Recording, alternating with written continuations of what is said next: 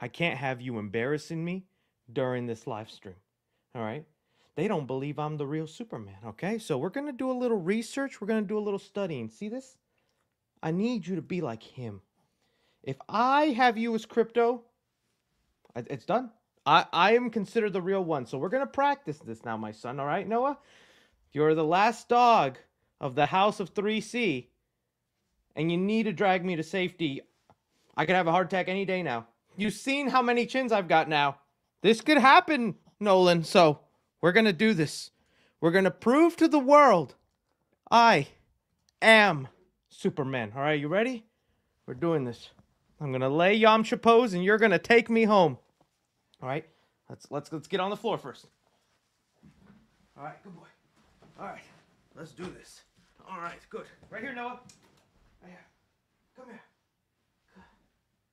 That's good. That's good. We got the treat, right? All right. All right, let's do this. Home.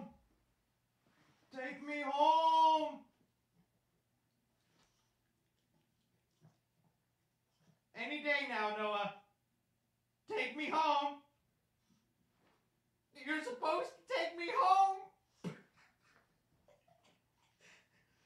Belly rub. Now take me home. This is how my story ends. Good job, Noah. You're free to go, my son.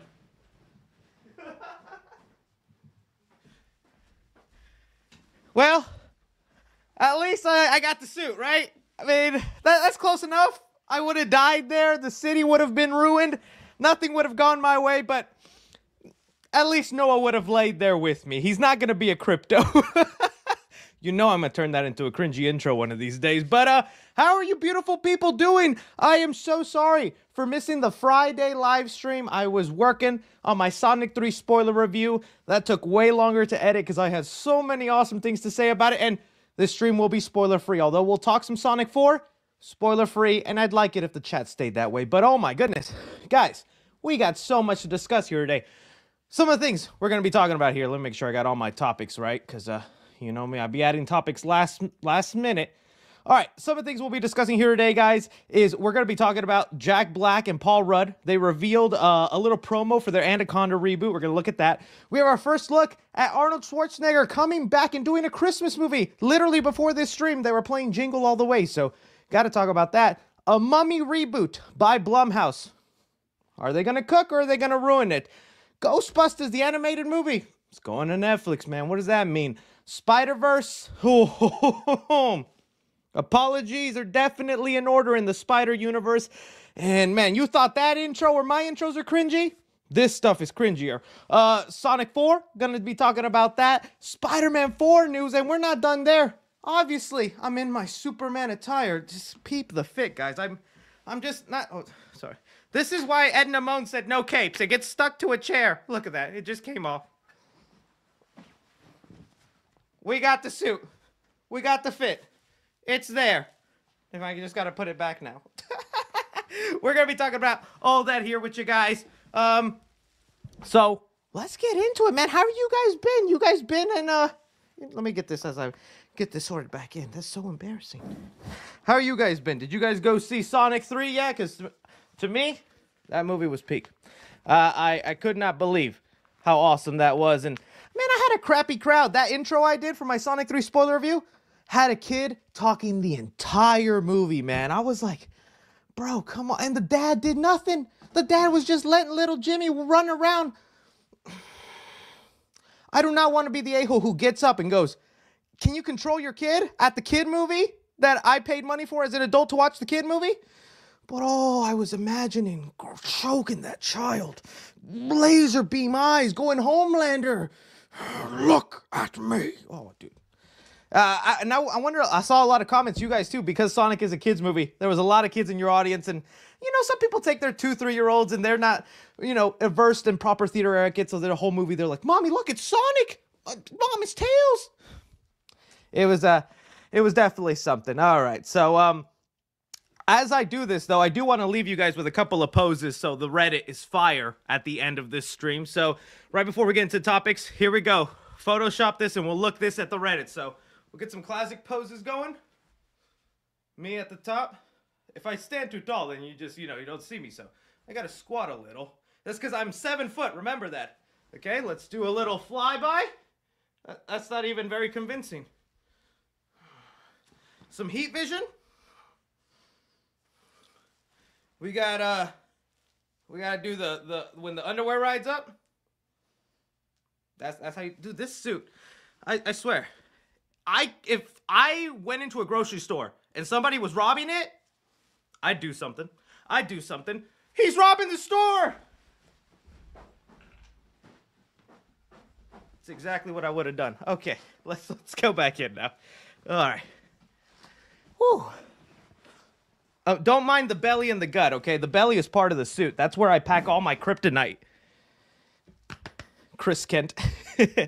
All right, let's finally get into it. Enough horsing around here. So, oh man, let's start off talking about this Anaconda stuff. So, we had yesterday a promo revealed. Let me see if I can get it. It is with, oh, come on now. There we go. Paul Rudd and Jack Black. I've been looking forward to this thing. I don't know how many of you guys have seen it. Let's see here if I can pull it up.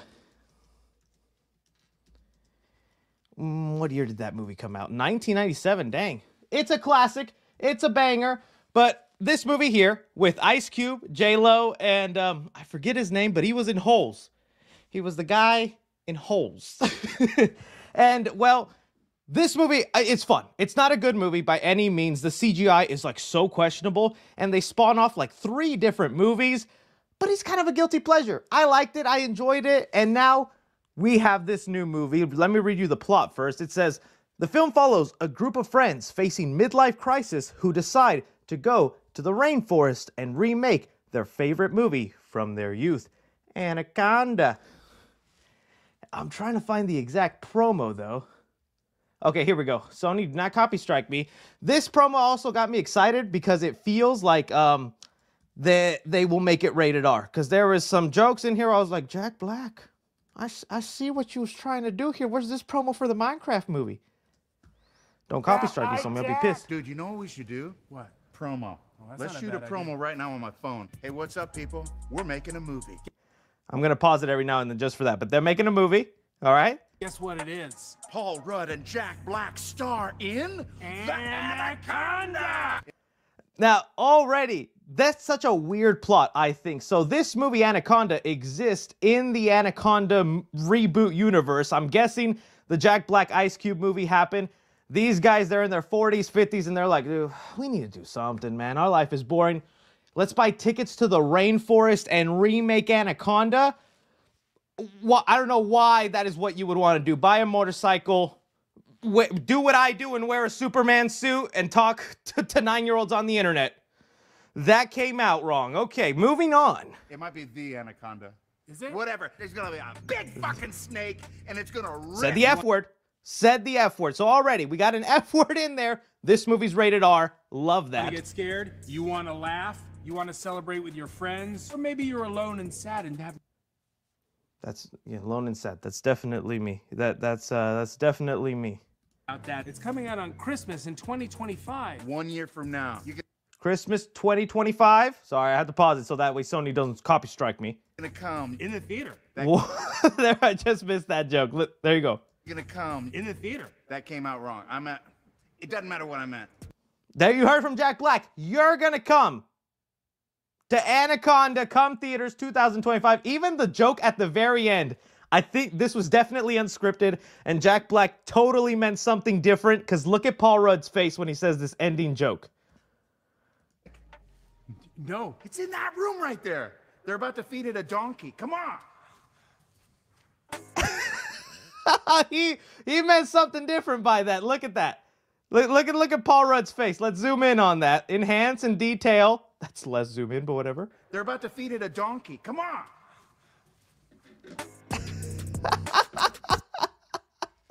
I don't know. So I'm excited for this. I love that it's going to be rated R, and it has to be with them making jokes like you're going to come, saying the F word, and they're going to feed an anaconda to a donkey. I'll let you put those euphemisms together.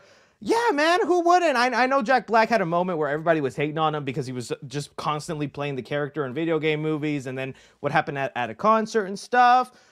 Definitely shady things. I still enjoy him as an actor, and I love Paul Rudd a lot too. So yeah, I want to see how this goes. And it's not just the rated R because of the humor, but because we'll get some bloody action. We'll actually see some Anaconda goodness. I think Christmas is a weird release date for a movie like this. Like, I'm trying to think of the rated R movies we have right now for Christmas, and that's Nosferatu and Kraven the Hunter. Nosferatu is definitely the one I'm most excited for. So this feels like a dumb, fun, I don't know, bring your family kind of movie, but it seems like the kind of movie you just enjoy. So yeah, baby. I enjoyed the first Anaconda too. I don't even remember watching all the other sequels, but yeah, I definitely would.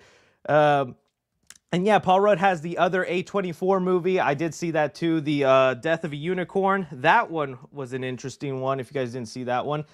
That's this one over here. Share this tab instead. I think A24 doesn't copyright, so I'm going to just let it play. But this one also looked interesting and kind of different. Jenna Ortega and Paul Rudd, I think they're playing father and daughter, and they go to this research facility, but on the way there, they hit a unicorn, and then when they experiment on the unicorn, they find out it has the cure for cancer, but also the mama unicorn is trying to come back and collect the body of her youngling. That's crazy and cuckoo. I love that. I think if it was any studio other than A24, people would not be taking it seriously. I mean, you just saw that shot right there of someone getting a hole through them because of a unicorn, and you get a small shot of the unicorn at the very end. Hey, I think it's going to cook. I think it's going to be good. A24 is trying to look to do more movies that make more money, and this feels like a wacky, fun premise. I mean, you got Jenna Ortega in there. I think she still definitely has some star power. The fact that you have killer unicorns, yeah, that's going to do it. So Paul Rudd, right now, he is becoming the king of killer animal movies. Anaconda, and now Death of a Unicorn. Let me know which one you're most excited for. Right now, I'm leaning towards Anaconda just because this promo got me hyped between what they could do together right there. Okay, let's move on now. Christmas is happening as we speak, my friends. Let me get out of the audio version. That way I don't have to forget to click around. All right, Christmas is coming. And we always talk about our favorite Christmas movies and all that. And one of the ones that's always on my list and was literally playing on TV right before was Jingle All the Way. That's the Arnold Schwarzenegger movie where he has to try and get the Turbo Man doll for his son. And, you know, we haven't seen Arnold in a Christmas movie since then. It's like, oh, you know, he's just not into him, or, you know, he's doing other things. In fact, we don't even see Arnold acting all that much. I remember when he retired as governor and he was finally going to do action movies again. I was like, yes, and then they just never hit like they used to. It felt like his time kind of passed, but we do have this new one. We got our first look, and he's going to be playing Santa Claus. You can see this is a photo of him right now. This is going to be the Santa Claus. The movie is called Man with a Bag, and it also is going to be starring Jack Reacher, a.k.a. I forget his name. What's Jack Reacher's name again? It's Alan Ritchson. There we go. Alan Ritchson. He was also the mocap for Raph in the TMNT movies by Michael Bay, or produced by Michael Bay. And, dude, when I read the plot of this, it felt like a Red One ripoff. And what makes it even weirder, it's by Amazon, too, just like the Red One was. So you can't even say that, you know, that they copied each other. They just happened to be doing it. Sorry, I saw Alan Ritchson. I thought it was my reflection. So the plot of this movie is Santa Claus's magic bag gets stolen. And what does he do? He turns to the naughty list to find somebody dirty enough to get his bag back and save Christmas. Let me remind you of the infamous line in the Red One. A level 4 naughty lister? Peak writing in the Red One. And now Amazon is using that same sort of formula here. I gotta tell you though, kind of more interested in this one. I feel like this one will be more of the dirty action movie. Probably could be rated R. As to where The Rock and the Red One, let's just pull up a photo if people haven't seen that one. I'm not going to say it was bad. it's okay, it is bad, but it was entertaining bad in my opinion. I like the world building in the red one. I thought J.K. Simmons as Santa was cool. They had little hints to like other creatures in the mythical world. I love when they do that. They even do that in the Santa Claus movies where like the Tooth Fairy is real, Halloween characters are real. I like when the world builds it like that. But it definitely felt like a streaming movie where it was like you just spent $300 million and they flopped at the box office, but it got insane views on streaming. And The Rock was posting about how it got 50 million views in one weekend. And it's like, yeah, how much did it get in theaters? How much, Rock? Yeah, the hierarchy of Christmas movies is not changing, buddy. So, and I think it was entertaining. Like I said, I know it was bad, but I was entertained by the movie. This one here, I feel like it's going to be the one where there's actually going to be guns a-flowing. People are going to get their bones broken. There's maybe going to be some cursing. There's no word yet on, I don't think it'll be that rated R. It'll probably just be like a PG-13 movie. But Alan Ritchson, you got to admit, the man is Jack Reacher. He is very watchable as a guy taking down other people because of his size, his magnitude, and his muscles. Oh, the muscles. Quote from The Grinch, keeping it Christmas themed. Only 3C, Super 3C. Can give you that kind of commentary. So I don't know, I'm excited for this. I think there's like some other set photos that have been around. Arnold definitely fits that Santa Claus aesthetic. I'm gonna be there for it. I just wonder how much they're gonna dive into the Christmas world, how similar it'll actually be to the freaking red one, or if it's just gonna be half button, be like, yeah, Santa exists, but I need my bag, man. Look at this AI stuff, man. It's just everywhere, this stuff. So yeah. New Christmas movie by Arnold. Are you excited for it? Are you happy he's going to be doing it? It's first Christmas movie since Jingle All the Way. Him as Santa, I feel like it's a good comeback. Let me know what your guys' thoughts on that is. Okay, let's move on now to our next topic. So Blumhouse just announced their next project. Oh, well, we'll talk about that during the Superbad trailer. I made some edits for you guys, but let's see here. So there has been a movie that Blumhouse has been teasing for a while now, directed by Lee Cronin. If you don't know who Lee Cronin is, he's the one who did Evil Dead Rise. And yes, I will admit, my theories were wrong. I thought when he was teasing a new movie, because he was using the word nightmare and something that hasn't been touched in a while, I was like, oh, Lee Cronin's about to make a Nightmare on Elm Street movie with Blumhouse. I don't care. I just want that Freddy Krueger movie. And, well, it didn't turn out to be Freddy Krueger, but it did turn out to be something just as cool. We finally got the reveal that the movie is actually going to be The Mummy. Now, this has caused some confusion, and it's caused some people going, which version of The Mummy? Because The Mummy technically is one of those characters that is free to use by anybody. You can make a Mummy movie. I can make a Mummy movie. We can't just really copy anything that's done before. And well, people immediately started thinking this would be The Mummy movie by the one that had Brendan Fraser in it, probably the most iconic Mummy movie that's been made. And no, it's not going to be this kind of Mummy movie. It's not a reboot on this version of The Mummy. This one, I think, was made by, was it Universal at the time or Warner Brothers? Either way, it's not going to be that. And also, people are also bringing up, oh, Blumhouse is going again with the dark universe that failed with Tom Cruise in doing The Mummy. I don't think so either. Lee Cronin, just having made this movie, makes me know this is finally going to be a Mummy movie where the horror comes first, and I have been dying for that. I think, if you told me yesterday we'd get a new Mummy reboot, I'd be like, okay. I mean, Brendan Fraser's not in, and I don't know if I want to see it, and the action-adventure stuff doesn't work for me. I mean, it didn't even work for Tom Cruise, and he makes anything work. Nah, baby. We going back to the horror roots, and I'm excited for that. So he did let us know in a couple of details that it would be a modernized version of The Mummy. So it's kind of going to be the thing that they've done with the Invisible Man. If you remember the Invisible Man movie that was directed by Lee Winnell, who is also making the Wolfman movie coming out this January. That is another Universal monster movie, but is done in modern day. And that we saw that design of the Wolfman's been controversial.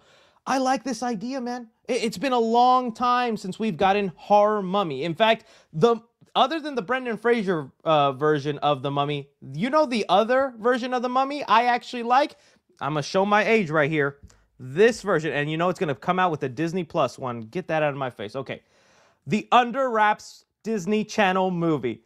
I don't know how many of you remember this movie that premiered on Disney Channel back in the day, but if you did, you get a dab from Super 3C, because this movie was the shizness. Okay, they remade it for Disney Plus and these iPad kids, but I couldn't even watch 5 seconds of that. It was so awful. But that was a fun little mummy movie. It was about a kids who discover a mummy, and then they have little hijinks. Wasn't scary at all, but it was cool. And I remember this kid, he had a room filled with horror masks, and I was watching that as a kid going, one day, that's gonna be my room.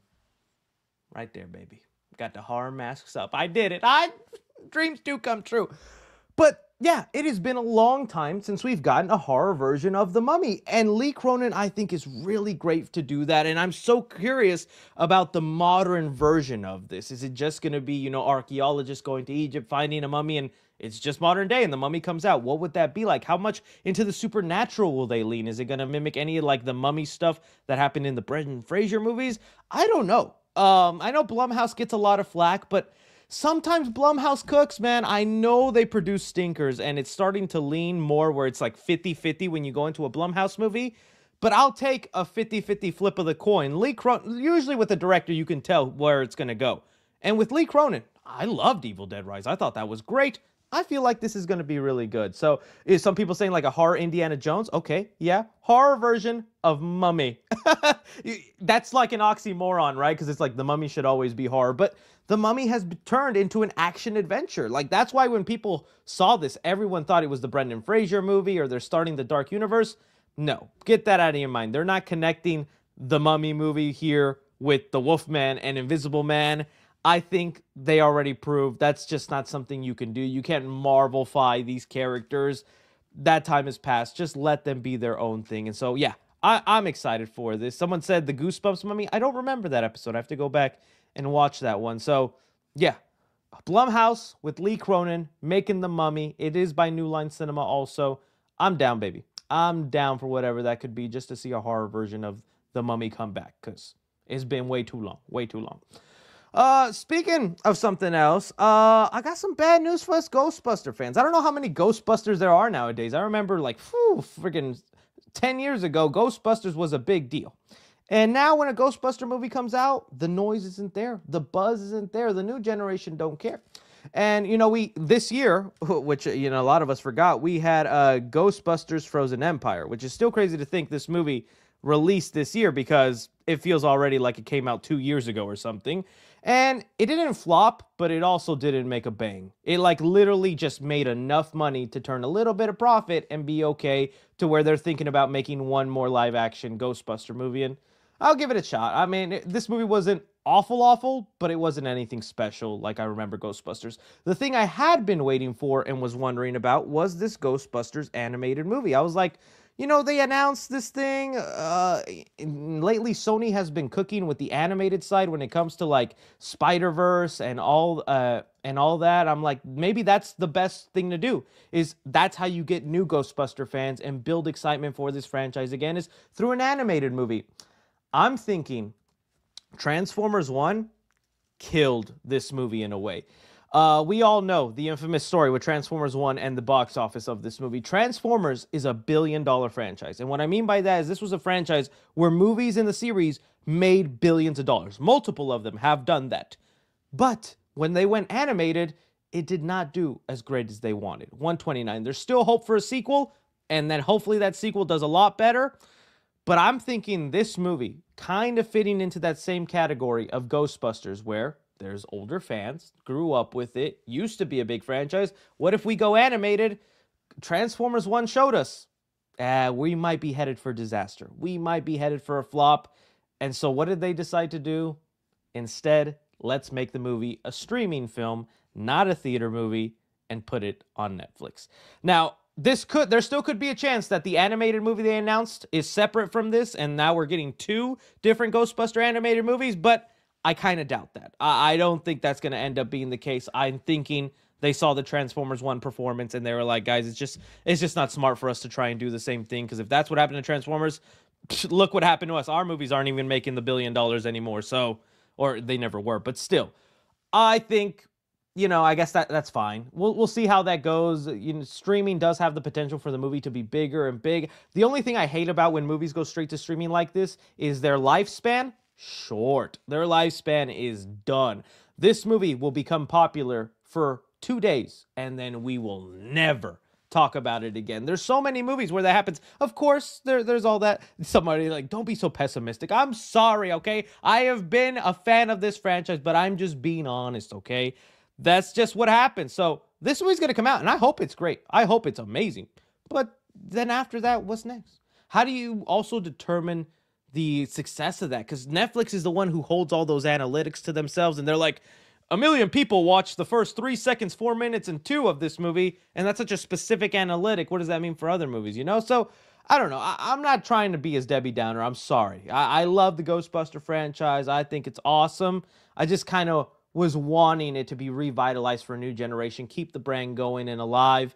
And so seeing it go straight to streaming, I was like, damn, that kind of sucks. But hey, at least we're getting it. They could have canceled it. They could have not happened. And if this movie is good, that's only good for Ghostbusters, right? Because then that means there's more attention for the brand. And when the next live action movie comes out, maybe there's people excited for it because the animated movie was good. And, you know, Chris Pern, who did Cloudy with a Chance of Meatballs, that's a cute, innocent movie. I think there's a lot of fans probably out there right now of that. I remember seeing it and thinking it was a funny movie. Not like anything classic or mind-blowing for me, but I was like, yeah, that could be fun. And that's also gives us the opportunity to explore a lot more cooler things in the Ghostbusters universe that we haven't before. You know, go into ghost dimensions or, you know, do more stuff like in the real Ghostbusters TV series, things like that, you know?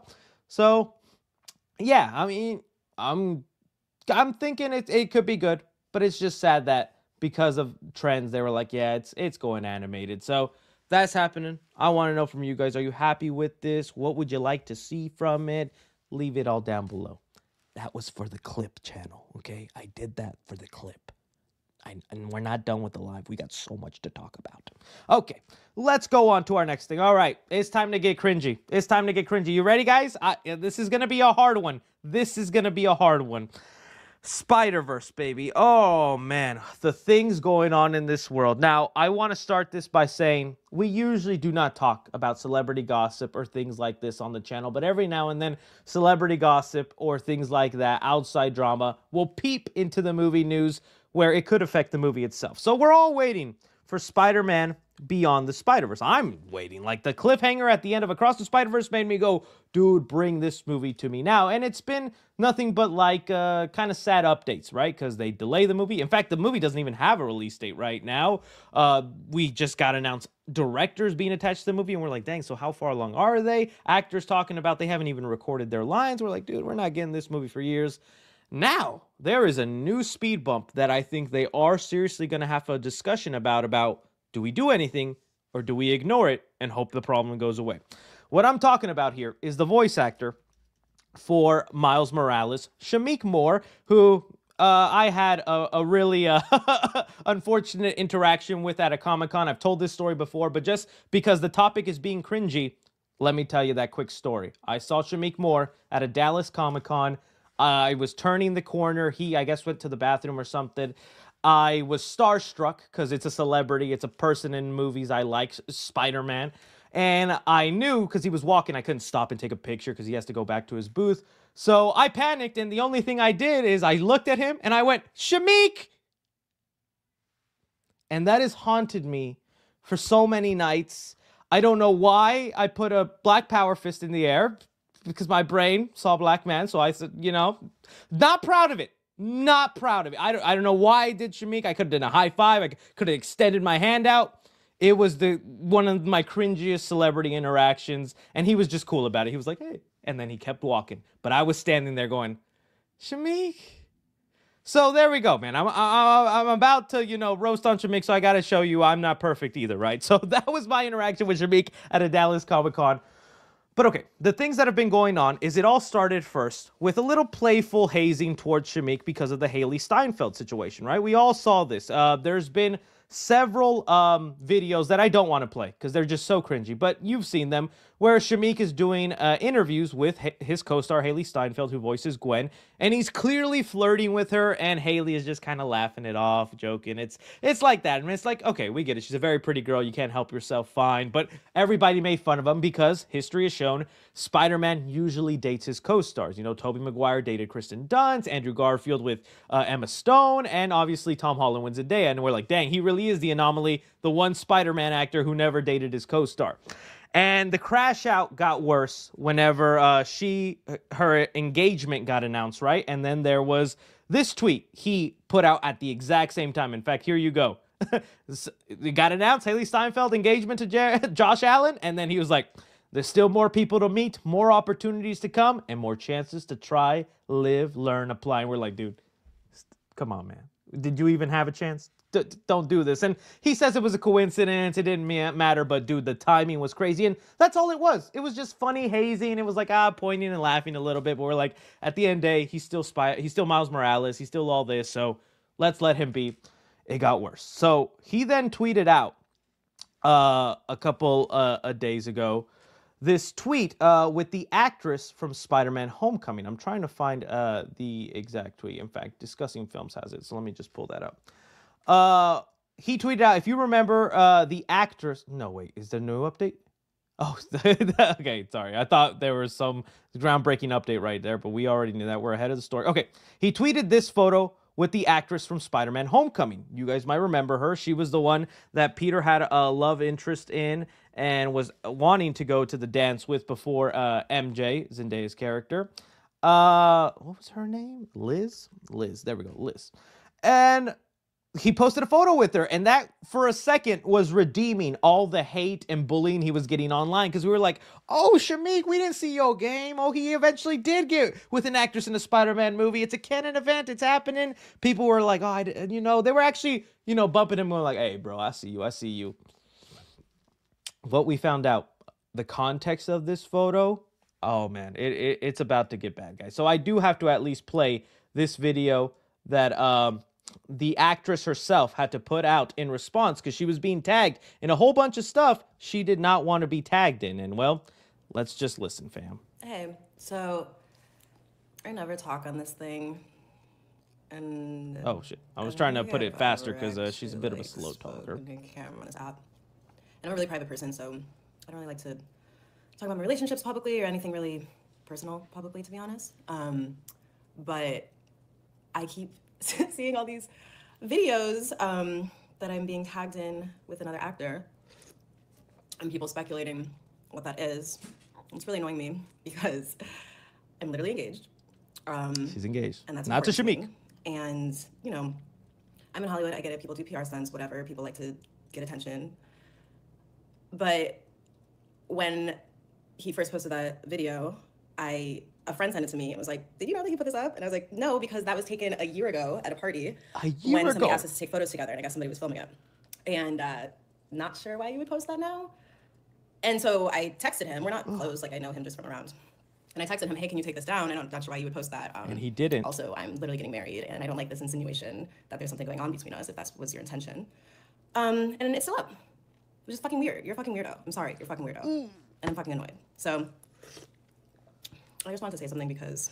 And there you go. So that, now looking back at this photo that Shameik then posted with her, saying coming soon and all that stuff, this photo was a year ago, and he randomly decided to post it a couple of days ago when he's getting flamed about not being around any women. He has no Riz, and now Spider-Man co-star. I think it was very clear what Shameik was trying to imply here. But, again, maybe it's all a coincidence. But her literally having to text him, and then she's like, can you take that down? I'm engaged. And the insinuation is just making the internet go crazy. And him ignoring her and not taking it down until after this blew up. He's taking it down now, but it's after the internet is blown up and seen all this. And also the cherry on top, she literally calls you an effing weirdo. Dude, I'm sorry. A celebrity called me an effing weirdo. That's it. Let's hang it up. Deleting channel. That's where it goes for me. That's where it goes for me, guys. So then it started to go down. People then started to pull up all this other stuff with Shameik, where I was like, this is going from cutesy kind of innocent to, I think there's going to be a real conversation now, because now that's two co-stars that he's well, not co-stars, but two celebrities that he's kind of interacted with that, felt uncomfortable, felt a little like, dude. And then they bring up all these old tweets. So like back in 2014, he was trying to hit up Zendaya, Tom's girl, Tom, do something, saying, yo, Zendaya, I want to play you my music when I come out this week. And then Zendaya unfollowed him after that, where she's like, He was like, yo, why unfollow Zendaya on Instagram? She unfollowed me, but she's still the homie. And I mean, it only gets worse from there. This comment right here is kind of crazy. The thing says, girls in the gym be asking for it, swear. Do you like younger girls? Depends. Now, admittedly, these tweets were over 10 years ago. We all say stupid stuff. I know I've said stupid stuff on there and things, but man, people bringing all this up. I don't, want to ruin people's career, but I think it's the type of stuff where people are now seeing him in a different light. It went from being funny to now kind of just being creepy. And yeah, man, so I don't know. He did put out an apology. I don't think it was a really strong apology, if I'm being honest with you. It gave me Travis Scott vibes. You'll see why. This is all a misunderstanding. Unfortunately, it's public. It's really the fan fiction, man. It's the commentary. It's right there. Travis Scott Easter egg. Sorry, we're still a Easter egg nerd channel. That's an Easter egg. Travis Scott Easter egg. It's that's what's fucking weird, but I mean no harm. I have no ill intent. It's about art for me. The video had the aesthetic of the song. That's it. Wasn't insinuating no relationship. I apologize for the misunderstanding. I do. Apologizing for the misunderstanding is one thing, but I think it should have been more a direct apology to the actress and all that and all this. But that is definitely a weird thing. You're just posting a picture with a girl and saying, oh, it just kind of reminded me of this love song I wrote. It's like, dude, she's engaged and she asked you to take it down. So it's weird. It's there. It's still 50-50. I definitely think it's going to be the thing where the crew is just going to ignore it. The Spider-Verse production crew, they're not going to talk about it. They're just gonna hope it blows over, because like I said, Spider-Verse is still maybe 2-3 years away, and I don't know, we don't know when we're getting any sort of release date for that. So I think they're not gonna do anything about it right now, but I do think whenever it comes time to promote the movie and do press, you're not going to see him sitting next to Haley Steinfeld. You're not going to see him maybe even sitting to any of his female co-stars from the movie. He might be doing solo stuff, or he might not be doing press at all, because it'll just remind people and whatnot. So as of right now, I don't think it's in danger or time to recast Shameik. It's just really embarrassing stuff, and he did apologize, even if the apology I don't think was all that great. And so, there's celebrities that have done way worse. Okay, let's not pretend like he, killed a puppy or something. But it was definitely very creepy, and it's not painting the best light. And now when we watch Spider-Verse and hearing Shameik's voice, we're like, I know what you did, buddy. I know what you did. Shameik! So that's what's happening, man. I don't know. It's going to be funny. And he already did delete his social media. He erased all that, which I don't even know if that was his choice or that's, Sony calling him up and being like, buddy, you've done enough damage. It's time for you to stop this. It's time for you to end your social media career and whatnot. It's going to be funny. So yeah, guys, this whole situation was just one insane cringy thing to watch. And it's just bad press after Beyond the Spider-Verse. But again, I don't think the movie's getting canceled. I don't think Shameik's getting recast. I do just think when it's time to promote the movie, not going to be seeing a lot of interviews or things with him, because, it'll just be people bring it back up. They're going to put the focus on the other Spider people. But if something actually does happen, I will be a little surprised. But also, man, that's just Hollywood sometimes, man. That's just what happens. So I'm curious what you guys think about this. Is people making too much about it? Or you think maybe, yeah, just delete social media and having him be quiet is the best thing? I want to know what you guys think. It was definitely a crazy thing to wake up to and just see everyone online talking about it. I was not expecting this to be the update with Spider-Verse. All right, let's move on now to our next topic here. Getting things out of the way. All right, so from there, we could talk about Sonic 4. So Sonic right now, I don't want to get any spoilers. I'm going to keep it spoiler-free because some people haven't seen the movie. Tomorrow, we are doing a Sonic live stream talking about spoilers, so we'll talk about it there, but right here, no spoilers. The movie is going to crush it. It's going to be #1 at the box office. It's going to beat Mufasa, which is kind of what we were all expecting it to do. And as soon as the weekend started, they announced Sonic 4 is going to be happening and releasing in 2027. Somebody commented on my review of Sonic the other day we got 3 Sonic movies in the span of 4 years. Because let's remember that, right? When did we get Sonic? Let's see. Sonic 1 came out in the year 2020. It was like the movie.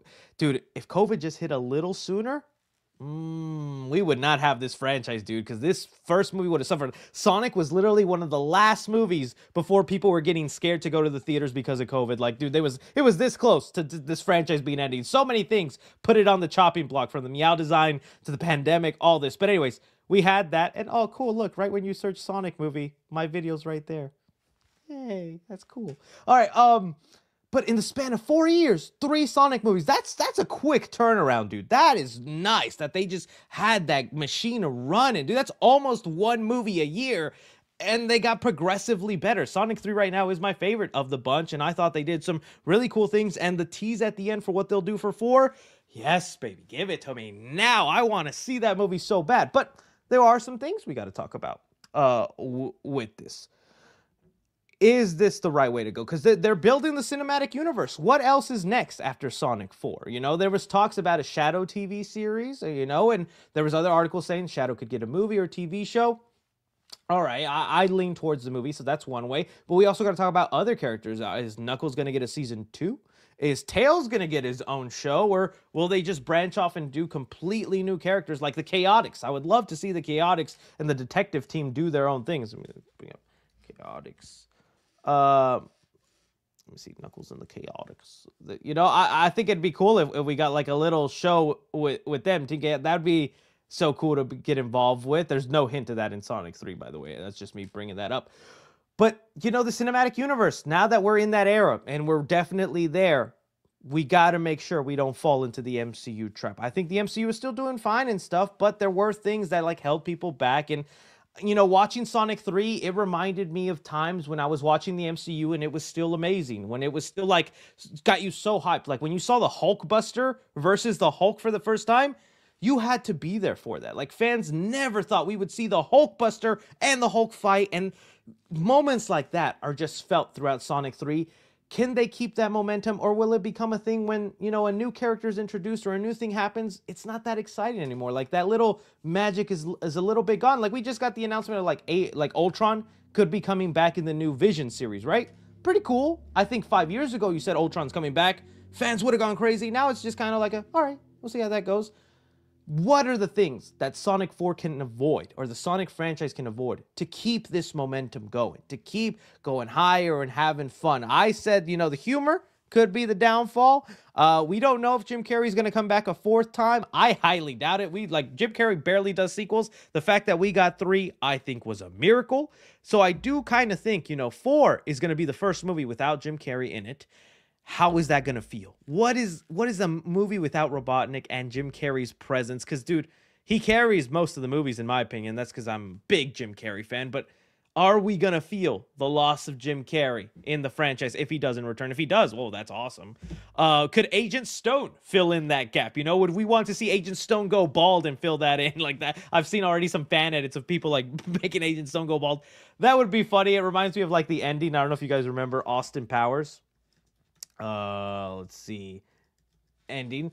There was at the very end, Austin Powers' kid shaves his head, and oh my gosh, I gotta be careful. Austin Powers has some naughty stuff, I guess.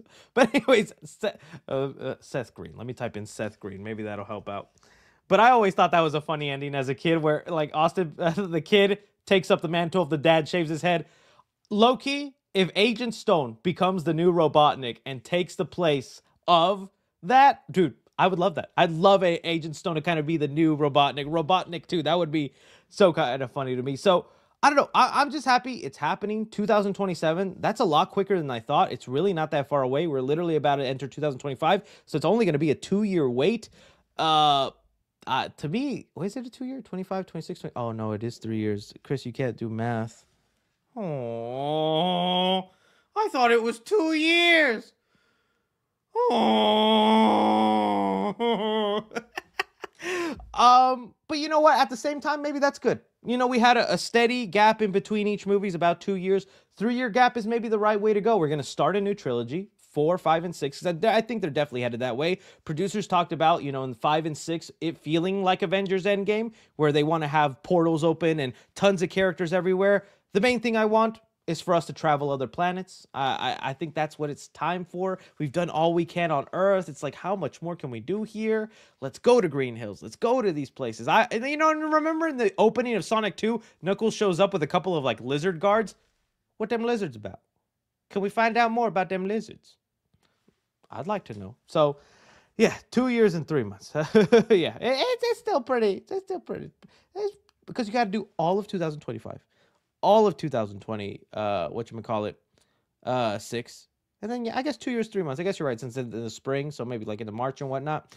But yeah, I'm loving it. And I'm just waiting for the box office at the end. So we won't really know till like the end of January, maybe beginning of February. But, you know, that's 700? I love 800. But I think 600, 700 is going to be realistically where Sonic 3 ends up at. But I'd love to know from you guys, what do you think they can keep doing in the Sonic franchise, expanding with spin-offs, doing in the 4th movie to keep it fresh and not repeat the mistakes of other cinematic universes? I'd like to know. Every movie's gotten better so far, so I'm hoping Sonic 4 keeps that trend up. All right. We got a small update with Spider-Man 4, trying to keep it light with Spider-Man news after what just happened with the Shameik situation. We got revealed here by Daniel RPK, who's been very reliable in the past, but also has gotten some stuff wrong, that Anya Taylor-Joy is being looked at to star in Spider-Man 4. Now, of course, we don't know the capacity of what she could do in the movie, who she is. Clearly, looking at this photos, you think 2 characters, right? You think Gwen Stacy or Selena Kyle. No, wait, Selena Kyle the other one? Selena Kyle's Catwoman, right? My bad. What's the cat? Don't tell. Felicia. There we go. Get out here, Felicia Jones. There we go. Sorry. Got my cat ladies confused. That's an actress, Chris. What are you doing? Felicity. What is Black Cat's name? Felicity Harding. This is it. All right. This is the end of my career. I am going to make my own apology later. Felicia Harding. Sorry. Felicity Jones played Felicia Harding in Amazing Spider-Man 2. That's where the confusion was coming in. Anyways, back to it, though. Anya Taylor-Joy, either one of those roles? Yes. I'd take it. Let's get it going. I'd be very happy with that. I could see her pulling off Gwen Stacy, you know, if you go with a timid, quiet, smart girl route, or maybe she's the confident, smart girl. We still don't know the exact plot, right, of Spider-Man 4 or what's going to be going down in it, but there is a part of me that would like to see Peter in college trying to get a degree or some sort of education. We did see he's trying to get his GED at the end of No Way Home, so he has plans to continue his learning, and seeing him go to school would be cool. And if this is one of his classmates, was it Gwen Stacy, and he meets her there and whatnot, I'd like that. He could feel conflicted about, is it okay to love somebody again? Is it even right? You know, I just had this whole journey of letting go of someone I loved because I was afraid of them getting hurt. Will I be afraid of them, you know, also getting hurt? Okay. I think the Felicity Harding, going the Black Cat route is the perfect route, Betty. Like, cause, okay, I'm going to try and phrase this in the right way. I think Black Cat right now is so perfectly built to be in a Spider-Man movie because Peter is hurt. But, you know, the boy still wants some love. And a relationship with Black Cat is perfect because she's such a mixed character, right? She's a criminal and she wants to do bad things, still do that. But she is very flirty and handsome with and good with Spider-Man. And Spider-Man's like, I don't know, should I fall for this? Should I not? And it's just kind of the thing to get over MJ and whatnot. Not saying they should go full-on relationship and do it that or even like that, but playing on that I think could be such a great trope for Peter Parker because it would help with his conflicting side, and it's also not that serious of a relationship, and he's like, well, she can take care of herself, so maybe I should be in this relationship, right? I don't know. I feel like it's perfectly built there. Missed opportunity, not Sydney Sweeney after they used her in Madam Web, but yeah, dude, if not, she could just end up playing anybody. She could be playing Betty Brant. She could be, you know, Betty Brant was the person who works at the Daily Bugle. We know J. Jonah Jameson is now very famous with his news side. Maybe he's hiring people. It could be Peter and could be her as Betty. Either way, I'd love this. I think it'd be good, but we have no idea what Spider-Man 4 is about. And if it's multiverse stuff, I mean, do we even have time to do Peter's, you know, life struggles? That's what I was excited for with Spider-Man 4 is seeing his life struggles because the man has an apartment So the man needs a job, right? What is it? Is he a pizza delivery driver? Is he working at the Daily Bugle? Like, what is Peter's job? I want to know that. How's he balancing school? Like, I know this might sound boring to some people, but no, that's like the Spider-Man stuff I love to see and the way he handles it. So, Anya Taylor-Joy, yeah. Betty, oh yeah, Betty's already part of it. I forgot about that. Is that even a good Betty Branto? That's just like, that's the one things I didn't love about the MCU version. They just threw names out there without meaning much. Betty Brant was there and she just dated Ned. And MJ wasn't even Mary Jane until No Way Home. They had this whole mystery, the whole first 2 movies. And then in No Way Home, they were like, okay, you know what? She is Mary Jane Watson. She's not MJ. It was like, what are we doing here? Why are we hiding these characters? Just embrace them. Like, we've had 5 different Batmans, and each Batman still brings us a Commissioner Gordon. They don't make him Commish Gore. The biggest change they made is change Oswald Cobblepot to Oz Cobb. He's still the Penguin. I don't know why the MCU does that sometimes. Like, they still... Uncle Ben is Voldemort in the MCU. You can't say Uncle Ben's name. You just have to allude to him, just like, and bad things happen to uncles. You can't say Uncle Ben's name. It's Voldemort in the MCU. I don't know. The angry part of the MCU, Spidey's coming out of me, man. But Daniel Destin Cretton, he's going to set us on the right path. He's going to get us going. I'm excited for Spider-Man 4. Someone just said, are you okay? I am like this with Tom Holland's Spider-Man. I truly love Tom. I think he's such a great guy. And I enjoy the movies. But there is that little tick in my mind when I watch the MCU Spider-Man movies, dude, that I become such a hater sometimes. And I'm like, why can't you be like Andrew and Toby? Why can't you do your movies that way? I hate it. I hate it. But it happens, all right? It happens. Chris is crashing out. I definitely am. But I want this movie to be good, man. We'll see what happens. You guys saw the rumors, right? Like the Spider-Man 4 Mephisto rumors. This is not a joke. This is a real thing that is possibly happening. And I don't know how this... Maybe this is how they handled the multiverse side of things. There was a report going around that Mephisto and Ghost Rider would appear in Spider-Man 4. The Ghost Rider part has kind of been debunked. People are saying that that's a whole separate thing. It's not true. Even Daniel RPK said, no, the Ghost Rider part is not true. Stop posting that. But other people are bringing up the Mephisto thing, that Mephisto could actually be part of the movie, and that they're going to be adapting the story. Spider-Man, is it Brand New Day? I think it's Brand New Day. Or is it One More Day? It's Spider-Man One More Day. There we go. If you haven't know, this is probably one of the most hated Spider-Man stories that has ever been made. And of course, the MCU is like, well, it's hated. Can't do worse than us. Let's adapt that. This is a story where they wanted to retcon the marriage between Peter and MJ. They kind of already did it in a weird way in No Way Home, right? Because the spell broke the love and they forgot each other. Basically, Aunt May is dying. Peter's trying all he can to save Aunt May. Eventually goes to Mephisto. And Mephisto's like, I'll save your aunt, but I want your marriage. And basically means you'll remember the love you have for each other, but you're no longer married and whatnot.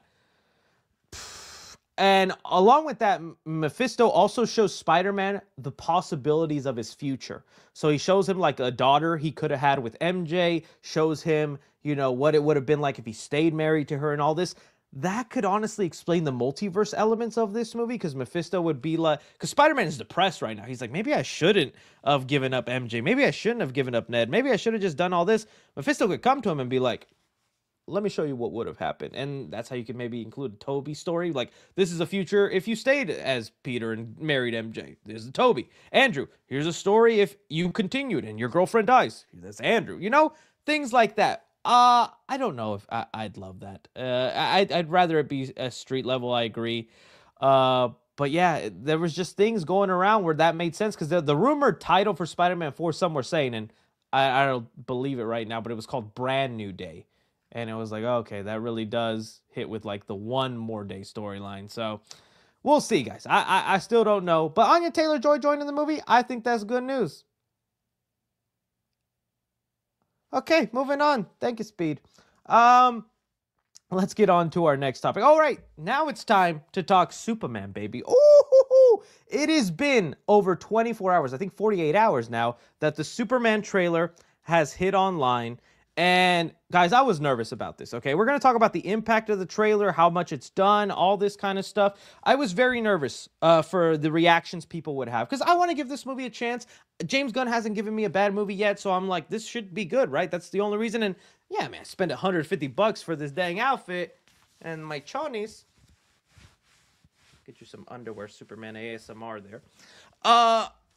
But when they released that first 30-second teaser, a lot of people were complaining, were angry, said the movie looks cheap, they don't like the color grading, this and that. And I told you, wait for the trailer. The reason they're making the colors pop is so Superman stands out. And yeah, looking at this trailer, I love the way Superman looks in contrast to the cinematography of this movie. Everything about it feels so comic booky and grand. There's definitely things I'm like, how's that going to play like the other superheroes, and will it make the movie feel bloated? I do get that, but I think it's going to work, right? And I thought there would be just as much hate, like 50-50. It's been nothing but positive, guys. I've been seeing so much positivity with this trailer. So, for one, we have here the record that it broke. So, it says here, the Superman trailer has over 250 million views across all platforms. The most viewed trailer in Warner Brothers history. This is definitely one of the standout moments. The reason I knew there was actually positivity and the world was going crazy is because celebrities, actors, they were commenting on this movie, and that's a rare thing that happens. I wish I would have piled them up, but I even saw like Vincent D'Onofrio, who plays Kingpin. I saw one of the guys from the Practical Jokers, like even some of the, like, you know, those Twitter accounts where all they do is just post like weird memes. Everybody, people who are not in the movie space, were talking about how this trailer, even if you go on YouTube, you'll see YouTube channels who they talk about other things, but they decided to talk about the Superman trailer because it came out. Like, it is generating buzz. Like, people are actually interested and are seeing a good, hopeful Superman. Even when I scroll on TikTok, oh, the amount of edits I'm seeing with the "There's a star, man." And that's just nice to see, man. Like, people think this is such a diss on Henry Cavill or past versions of Superman, but there really was such a wide gap of depressed, sad, gray Superman. And I'm not just talking about Henry Cavill's, because Superman Returns, I know people like that movie and it has its moments. This was a movie too where it was very depressing. If you go back and watch this movie, it's a pretty sad, depressing, dark look at Superman. And so we've had that since what year was this movie came out? When did Superman Returns come out? 2006. From 2006 to now 2024, we have been in the age of sad, dark Superman. Oh, Kumail. I mean, what was it? Eldon Kumar was in that movie. I didn't know that. And it's just been like we've missed it. I know we have the what you call Superman and Lois, which I do watch. I know you guys were like, Chris, you should watch that if you want your hopeful Superman. I do, but it wasn't as big as mainstream, right? Is what I mean. Like, that's just kind of the nerds were watching that, and I was enjoying it. I still enjoy that show.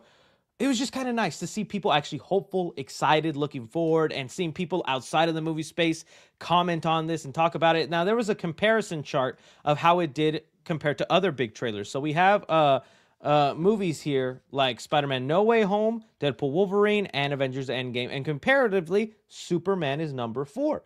Now, of course, these numbers don't necessarily mean that's how much money they'll make in comparison. But I was even surprised it was more than Deadpool and Wolverine. That should kind of show you something of how people are excited for the DC universe and how people are like, I just kind of want to see the DCU start and do all this kind of stuff. Because it's nostalgic to the way the MCU started, right? That's the kind of feeling I'm getting. And, you know, these are fair numbers. Endgame and No Way Home, those are big movies. But Superman up there, that's a nice start. That's some good stuff. The other stuff I want to talk about is like all the theories and people, things people were proclaiming about this movie. I think the biggest things going around is definitely the Bizarro Superman stuff. People are really thinking we're going to have Bizarro at the end of this movie, that Ultraman is going to become Bizarro. I like that theory. You know, the robot here from the comics coming in, like that a lot. But Lex Luthor, there's a Superman trailer in theaters had like extra shots for some reason, which I thought was interesting. If you go out to watch like Sonic or anything like that, you'll get these quick shots of Mr. Terrific and Lex. Dude, Lex is just killing it. Lex is just killing it. In fact, here, look, this, I made this the other day because I was getting so excited with the marketing of Superman. I was like, when are we going to get to this phase of the Superman marketing?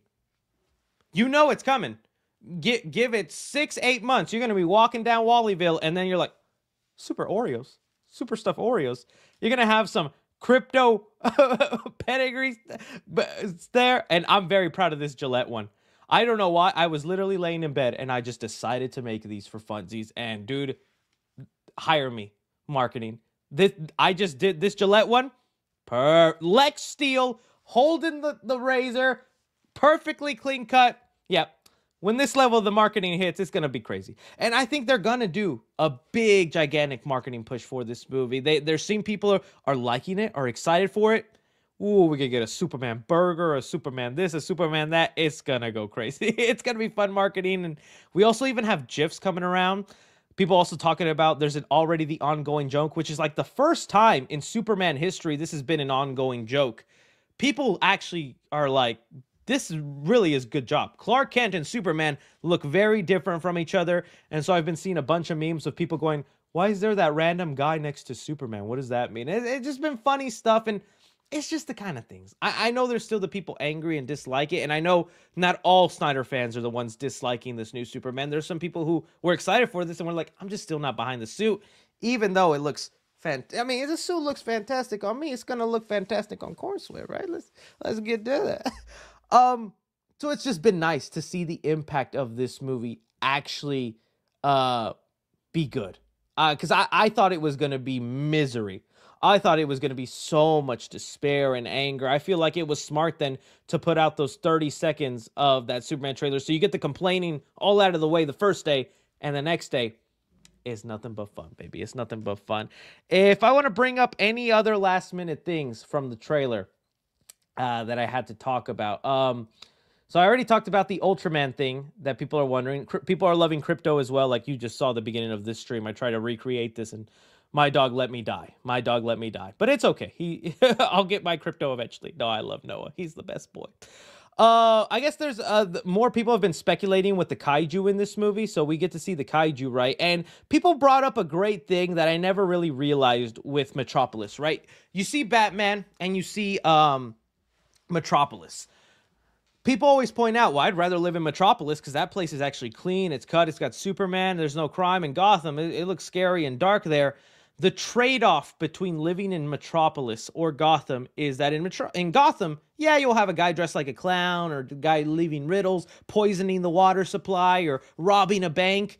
In Metropolis is where you get the alien invasions, is where you get the kaijus, is where you get the, like, larger threats because Superman is there. And I'm like, oh, that's great. That's awesome. There's been inside jokes, people saying that the creature is actually going to be Jimmy Olsen, because in the comics, it was like a running gag that Jimmy Olsen was always like a threat. He would either turn giant or anything. I'm trying to find the exact... Yeah, this one, Jimmy Olsen takes a potion and then he becomes a giant. Like, that, I don't think that's actually going to happen. There's been a toy leak where it says Lex Luthor with baby kaiju.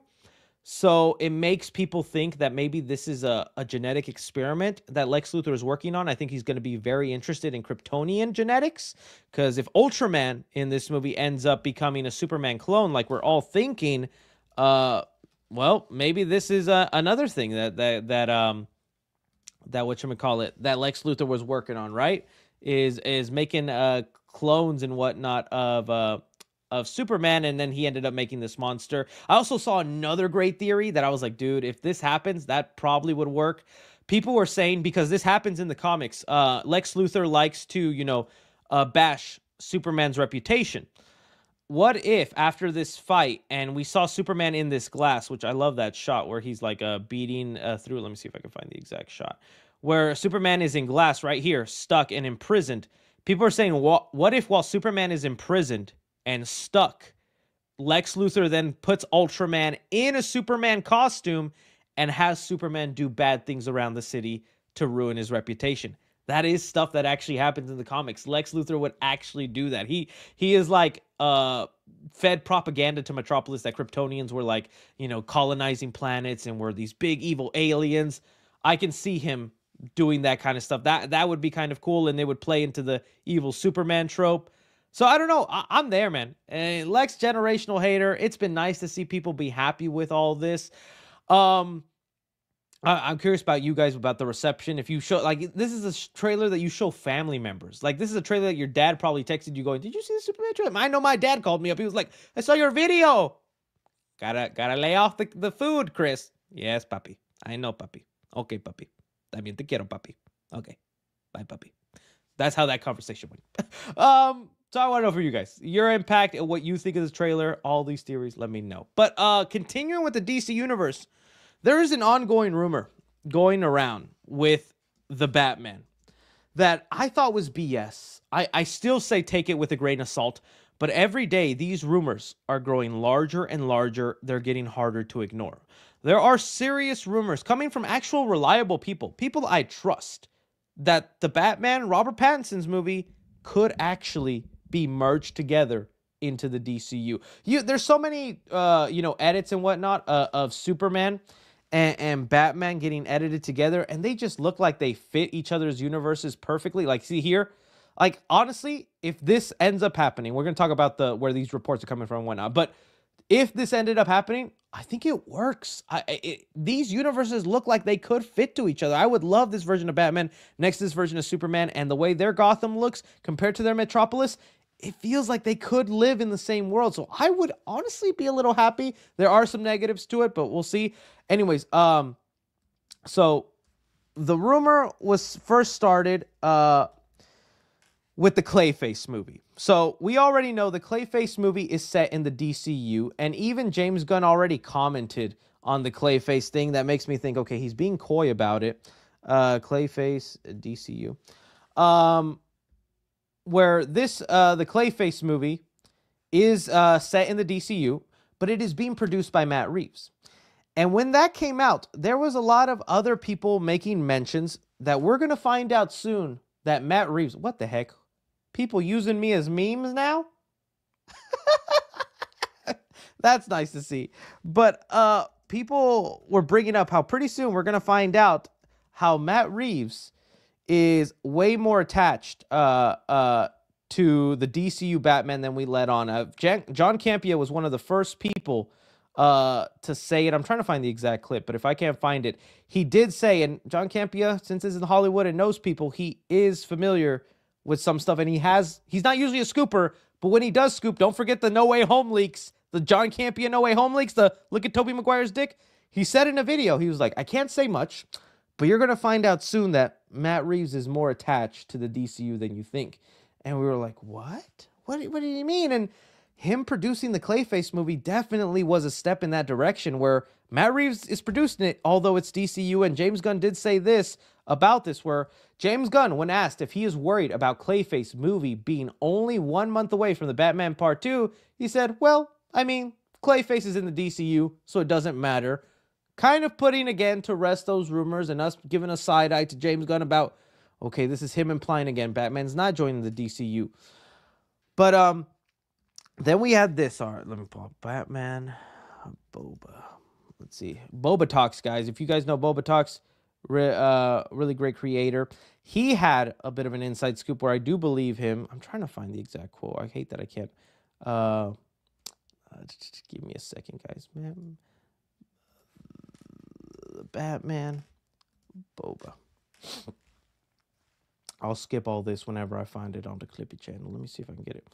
Man, I'm trying to find it. I should have had this saved, but I was busy. But anyways, Boba did mention that he also was hearing, and he had gotten stuff right too, that that Matt Reeves, he's working hard on the script, because Matt Reeves right now is making the Batman, and there's been this like, why is he taking so long? The movie's still set to happen. We're going to get an announcement soon about why it's been taking so long. I don't know if that means he's been writing part 2 and 3 at the same time, which is what I would love to see, or that he had to take more time because he now had to fit his movie into the DC universe and throw in some stuff that makes it work in that world. I don't know. There's a part of me that would like this to happen because I do like this version of Batman, and it's just like, I'm okay with it to have two different versions, but it does feel weird that it's like, oh, there's this Batman movie and then there's the Brave and the Bold. I'm like, just let it happen right away. It almost feels like a repeat of like Man of Steel, right? Where like, I didn't feel like that movie was supposed to be the start of a cinematic universe, but it did good enough money. So then they rushed into a cinematic universe the next movie. I also, while I like the idea of them being set in the same universe, when I try to picture Robert Pattinson's Batman as part of a Justice League, that is where the immersion goes away.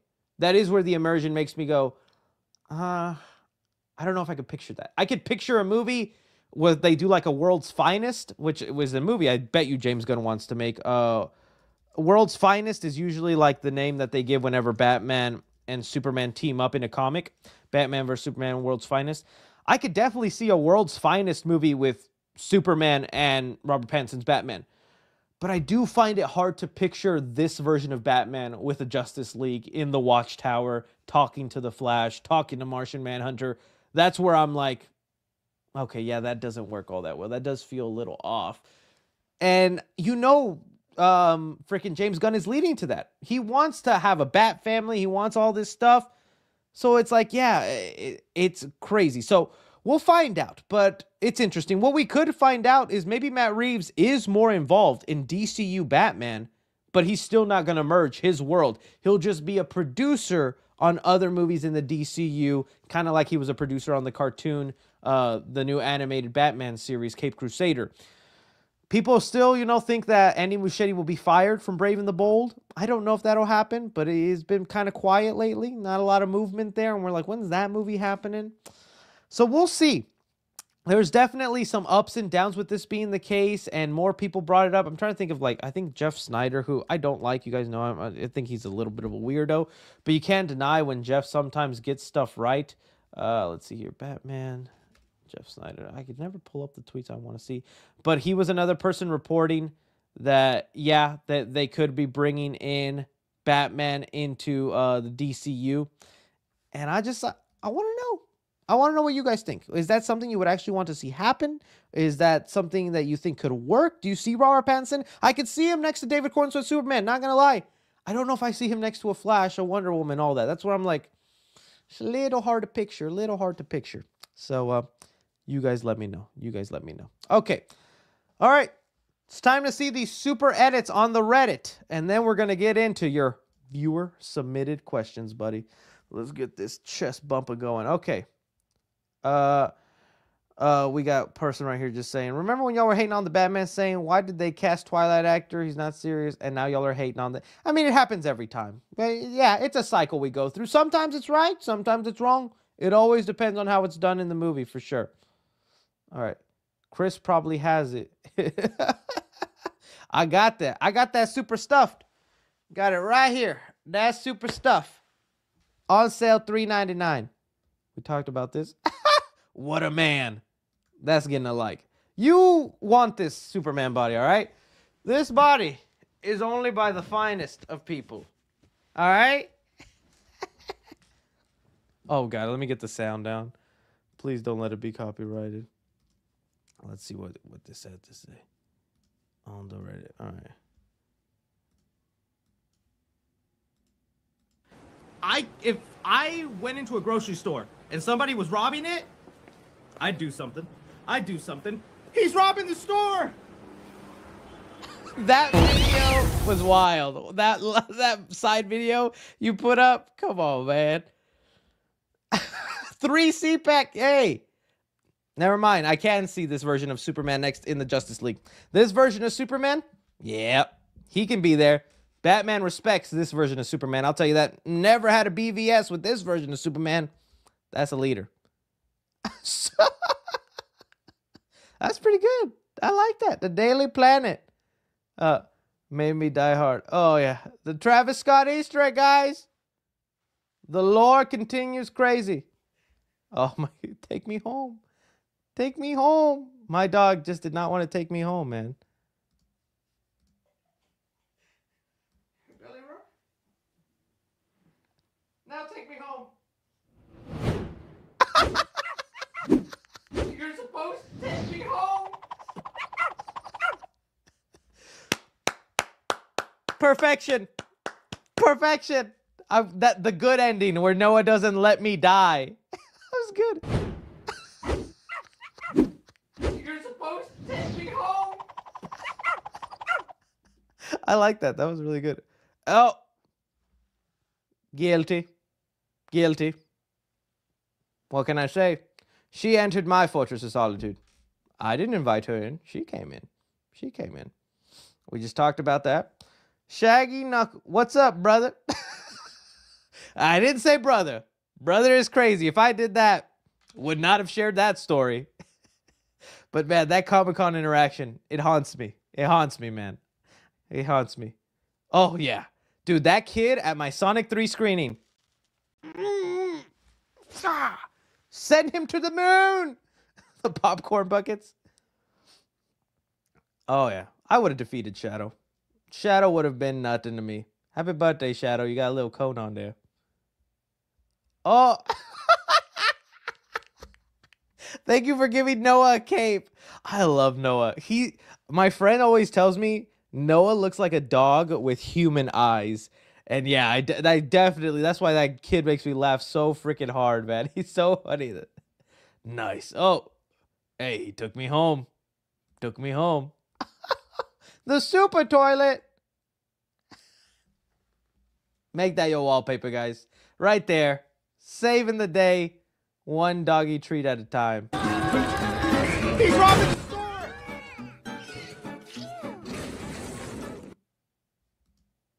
And Chris, make a video going to Nickelodeon Universals and give a Sandy Cheeks costume character some acorns. Okay, thank you for the notes. Why y'all gotta do this to me? Dude, as soon as I wore this and I'm walking around, I'm like, yo, the Comic-Con video gonna go crazy. Comic-Con video this year gonna go crazy. I'm walking around. There's gonna be so many other super people. What the heck is this? Just pooping rock eggs? All right, that's nice. I still need to see What If Season 3. Or does that come out tomorrow? Tomorrow. Look up in the sky. It's a bird. It's a plane. It's Super Riz. Live, laugh, no. Okay. You guys are just never going to let me forget this moment, right? Appreciate it. Appreciate it. Just your local hero. Kal-El, no. Whoa. Why Minnie? Out of everybody, Minnie? Oh, dude, that's a fiery one. That's a fiery one. Right there. Ashley, look at me. It channeled my inner Homelander. Oh. To the speed of light, baby. With my girlfriend's permission. And I think she'd be cool enough to let me. She would pull my ear and give me a worse whooping than Kal-El.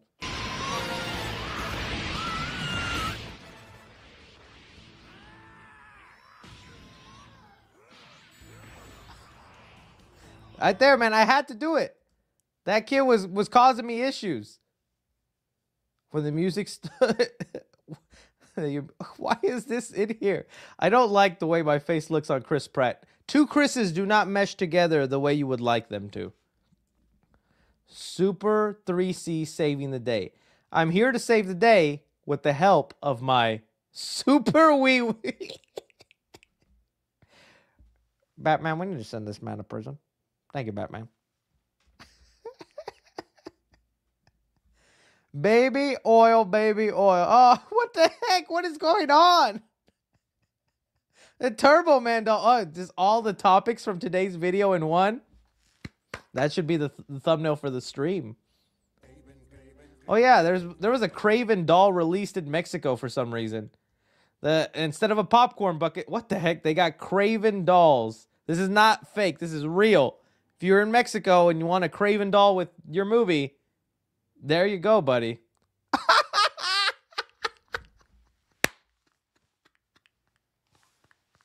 Oh, y'all made it work. Damn, Chris, too expensive to cameo. I see how it is. That's pretty good. I like that. Huh? That's a good one. That's a good one. Let's just talk to us. Oh, dude, you know I'd be a good Fortnite skin. Best Fortnite skin there.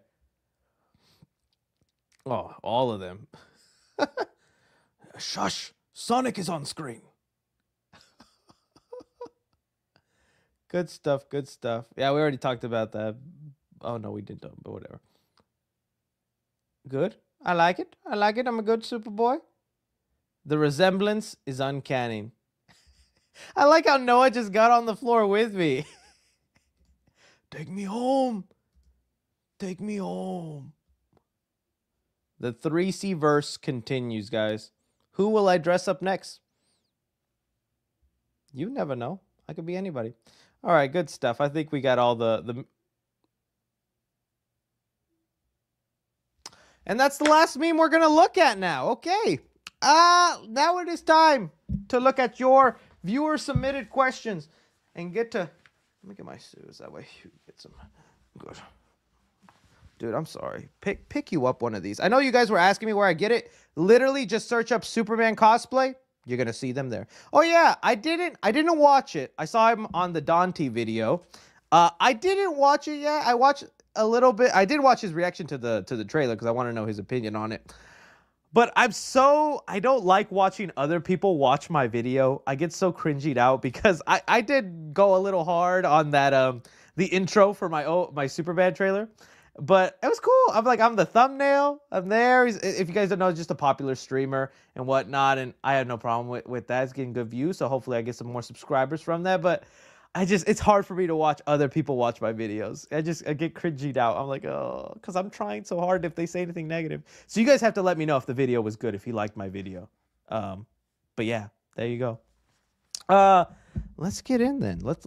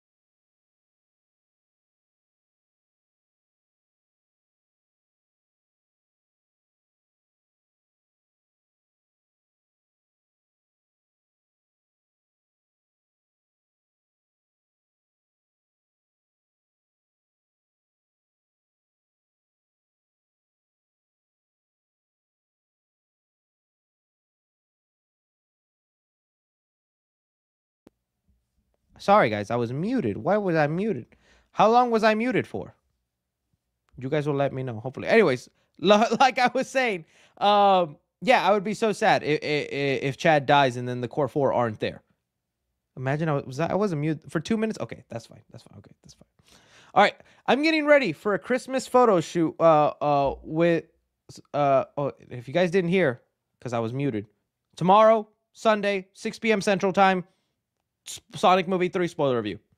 Okay. All right. I'm getting ready for a Christmas photo shoot with my sister and nephew for his first Christmas ever at 11. And now your stream at 11 a.m. Crazy. Hey, kick that nephew. I'll kick him for you. I'll super kick him.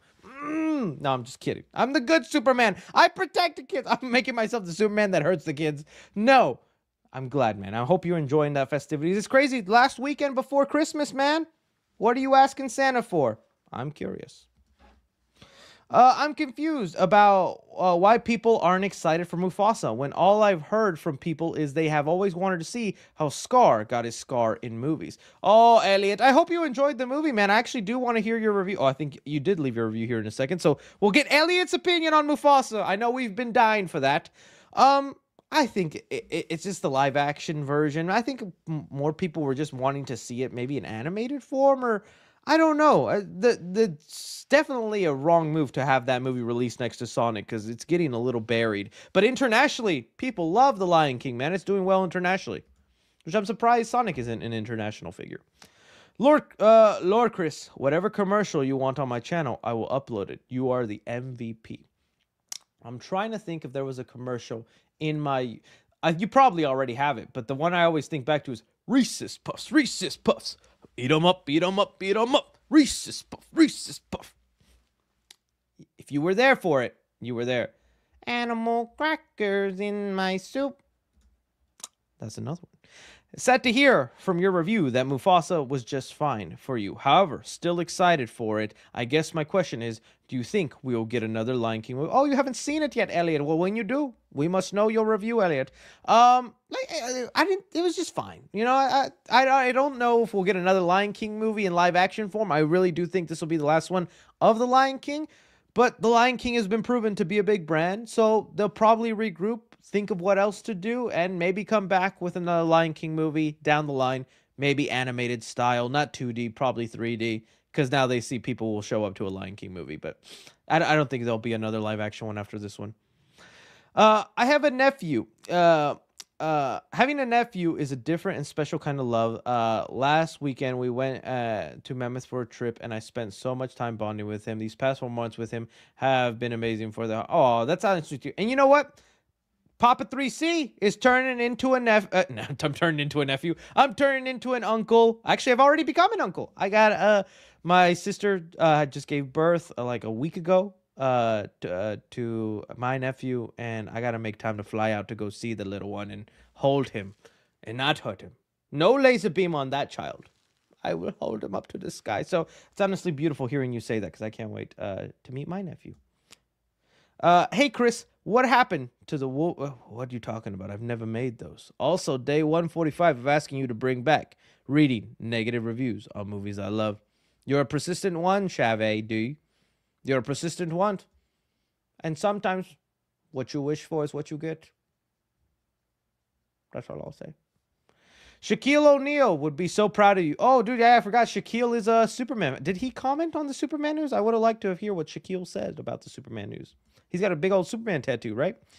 Good morning, Chris. Would love a shout out, please. If my movie were to premiere a big film festival like Cannes, I would definitely invite you. Well, I will be there, and I am showing up in costume.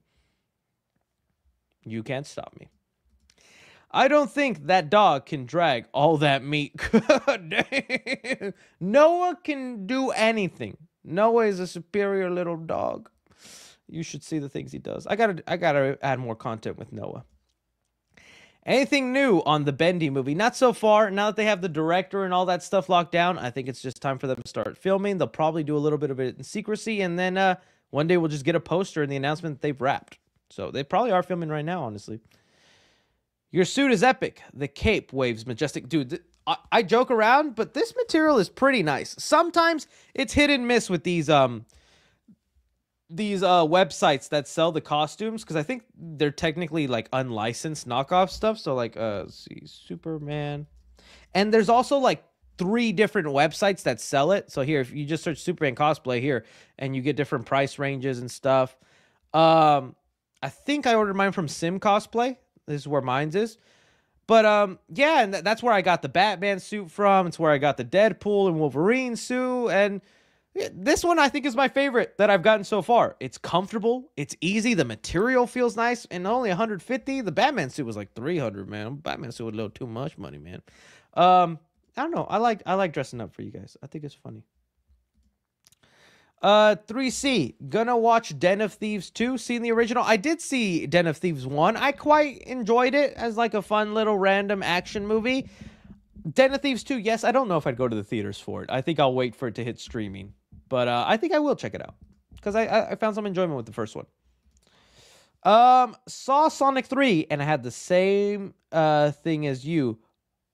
And I had the same thing as you, but the movie is fire. Oh, so maybe the same issues with it? Okay, yeah. Red lights. Thank you so much. I finished college exams. Well, I need to go to college, because I was about to pronounce that as collage. And it's college. Well, I'm very proud of you, buddy. Keep it up, man. Keep it up. Okay. Hey, Chris, 3C lore about food you hate. Oh, man, okay. I'm not a Brussels sprouts guy. I'll just throw that out there. In fact, I talked about my brother that broke his arm and whatnot when I was taking care of him. I took him to the theater to see Red One, right? And we went to a dine-in theater, and I was talking to him about foods I didn't like.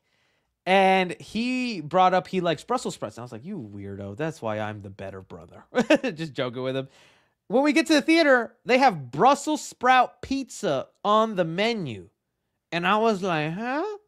and this fool ordered it, and I had to just stench up Brussels sprout pizza aroma next to me as I'm watching The Rock save Santa Claus.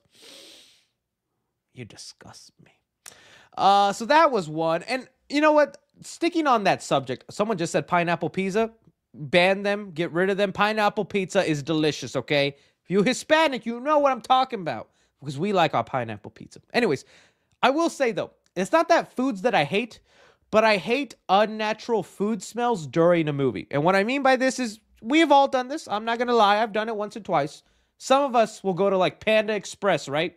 Before a movie, put it in our bag or whatever, and then eat our Panda Express during the movie. Or something else. You get Chick-fil-A, you get McDonald's, all this. I do hate smelling an unfamiliar smell like that in a theater at a movie. I hate when I like the smell of popcorn, a hot dog, nachos, whatever they got selling there, Coca-Cola's all there. But if I'm sitting down about to watch Avengers and I'm randomly from the corner of the theater, I start smelling McDonald's and a Big Mac. Well, that just don't mix for me. The Big Mac with my popcorn in front of me, that smell is just, it's awful. So it's not food that I hate, but I do kind of hate when that happens. There you go. 3C lore there. Papa Chris, forgive for missing the last streams. Oh, no, you're fine, man. That's why they're always on the channel to watch whenever you want. And we have the Clips channel so that you may go and catch up on anything you didn't have time to see during the full live stream. All right. Do you think we will get a well-received, critically Lion King movie? I also loved your pose with your dog and seeing you in your Superman suit. Epic. Oh, thank you, Elliot. I mean, we had a well-critically received Lion King, the original, right? I don't... The only way they'll do it is if they go back to an animated style and they try doing something new with the animated style. Not 2D, like 3D, do something interesting with it. I don't think any live-action version is going to get the critical acclaim it wants because it's just unnatural looking. Trying to see these animals emote and feel emotions when they're like some of the most vicious dead stare creatures in our kingdom, I don't know. Hey Chris, just want to wish you and your family a happiest holidays from someone who is the same age as you, don't have friends, and love a film like me. It's great to watch your Indian talking movies. Oh, Sunday Joe, thank you so much for that, man. Hey, there's nothing wrong with doing alone. I was alone for a long time. Early days of my channel, first 2 years of my channel, movies by myself for every review you saw. It's therapeutic. I like going to the movies by myself. Now my lady gets mad if I go by myself, but I liked going by myself. I think it's so nice because you get to order all the food you want. No one's going to judge you. That's definitely a plus for me. And you get to just enjoy it. And plus, if it's a bad movie, you don't feel guilty that you dragged someone there. And if it's a great movie, bro, you just get so immersed and feel like your life is changing. When you walk out of the theater, you're like, I'm Rocky Balboa now. It's good, man. I'm glad we could share some of that movie bond with each other. All right. His name is John Voight. He is Angelina Jolie dad. Thank you. I was wondering about that. I'm glad you answered that, based King. Very based of you, King. Hey Chris, first time seeing you live. Since it's midnight where you live, do you think Sonic 3 is better than Mario movie? That's a tough one, man. And the critics I think were really harsh on Mario movie, but I guess I do kind of like Sonic 3 a little bit more than the Mario movie, but I still really enjoyed the Mario movie. I do think we're leaning way more into the video game side, where these next couple of movies, whether the Mario movie or Sonic 3, I wonder how much the general audience is going to feel, right, or care about it. Because I did see some people say they didn't think they did the Maria backstory all that emotional for people who didn't know it. And there was like random stuff that would happen. They're like, what does that mean? Where's that going on? Like when he throws the chaos spears, and we're like, why does he do that? And the always explanation is, well, he does it in the video game, so it's a video game thing. I saw some people who don't know what live and learn is and don't know why that's such a cool and special thing for Sonic fans. And when they play that in the movie, they were like, they could have chose a better song. That song didn't fit. And it's like, well, it's an Easter egg for the video game fans. So it's like, the more we get deeper into the Sonic lore, into the Mario lore, into the FNAF lore, I wonder how that goes, I wonder how that goes. All right, let's go on. Let's see here. Where'd you get the suit? Thought about getting one. Yeah, I brought it up. Just search up Superman cosplay, and it will be there, my friends, and it will be there. Oh, the Live and Learn was in the trailers now. Don't tell me that you're surprised by it. I didn't tell you when it pops up. It was in trailers, and they even released the song before the movie. Come on now. You live streamed the first day of our trip, and plus there's so many other surprises you're going to want to see. So there we go. Sorry, last one. My bad then. I apologize. Super apology. Shameik apology. My bad. All right, you live streamed the first day of our trip, and I got messed up the day by drinking too much too fast, and I laced with devil's plant. I threw up so much. Any 3C lore with drinking devil's grass or partying? Your boy doesn't partake in much of that. I'm not even joking. I'm not a drinker. I don't like alcohol. That's mainly because I have rosacea. So when I drink alcohol, my face turns tomato red, and I just don't like that. Plus, I get really hot. Anytime I drink alcohol, I just get so hot. I don't like it. Devil's Grass, just never partook. Everybody had their moment in high school. I saw why people liked it, but then I was like, not for me. Partying, I'm an introvert, baby. If I could stay at home every day, I would. Whenever it's time to get out of the house, babe, we have to go to my mom, and she's having a birthday party. Babe, I was invited to my cousin's quinceañera. Dude, I'm a homebody, man. There's nothing wrong with it. If you're someone that likes, being out and doing all that stuff, happy for you. Me, this is how I like to spend my Saturdays. In a Superman suit, waiting for my DoorDash. Life is good. Life is good. All right. Chris, the last episode of Creature Commandos was so sad, man. Yeah, if you guys haven't been watching Creature Commandos, it's been enjoyable. I'm not going to say it's anything mind-blowing. Definitely is the James Gunn formula with the ragtag group of characters and whatnot. Episode 4 was the backstory of Weasel. Not going to spoil it if you haven't seen it, but yeah, it was a pretty sad backstory. Thought it was done well. The animation's good. The action scenes are good. I'm liking Creature Commandos. And even after that Superman trailer and seeing Superman now fight a kaiju, I more can see how Creature Commandos fits in that universe. It's not as weird anymore. And, it was a good episode. We're liking Creature Commandos. You know what else I'm liking that I'm watching week to week? Skeleton Crew. Been watching Skeleton Crew. Not a huge Star Wars guy. You know this. Skeleton Crew has been really great. Recommend it if you haven't seen it. You don't need to be a big Star Wars guy for it. I think you'd like it just going into it. Superman is my first movie in 2025. Based off the reception of the trailer, do you think the movie will blow WB's expectations and be a huge hit for DC?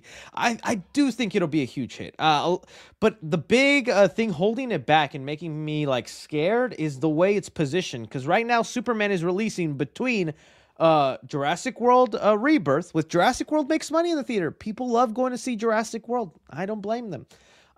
And Fantastic Four. I think one of the upcoming MCU movies that people are actually pumped for.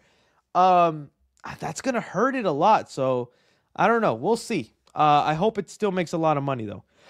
Excuse me. Creature Commandos. Yeah, I got what you meant, buddy.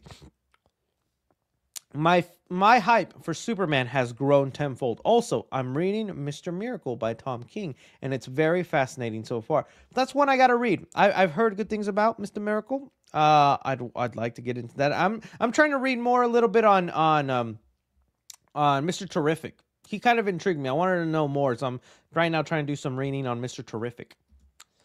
What are your most anticipated movies coming in 2026? Oh, in 2026, buddy. Mainly animated stuff, right? Because I think that's the Shrek movie, right? Let me see what we got. 2026 movies. I think there's a whole list of them. Yeah, see, we got some coming up like Shrek 5, Toy Story 5, Mandalorian Growth, Spider-Man 4. Well, Spider-Man 4 and Batman. Oh, dude, Doomsday. It's about time we get another Avenger movie, and it'd just be nice to see that group. And I do want to know what they do with Robert Downey Jr. Dude, it's a packed year, 2026, dude. 2026 is going to be bumping.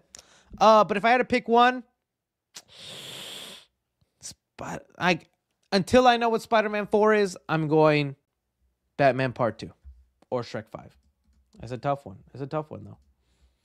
All right. Also, missed the last few streams because fell on hard times financially. Got sick and missed 3 weeks of work. I might not be back till next year. Have fun. Hey, I get you, man. Whenever you can watch, man, it's good. Whether live or replay or on the Clips channel, I appreciate you just stopping by.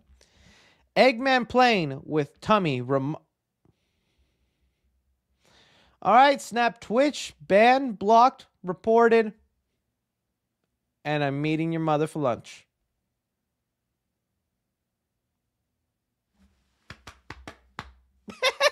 I get you, man. I get you. I did.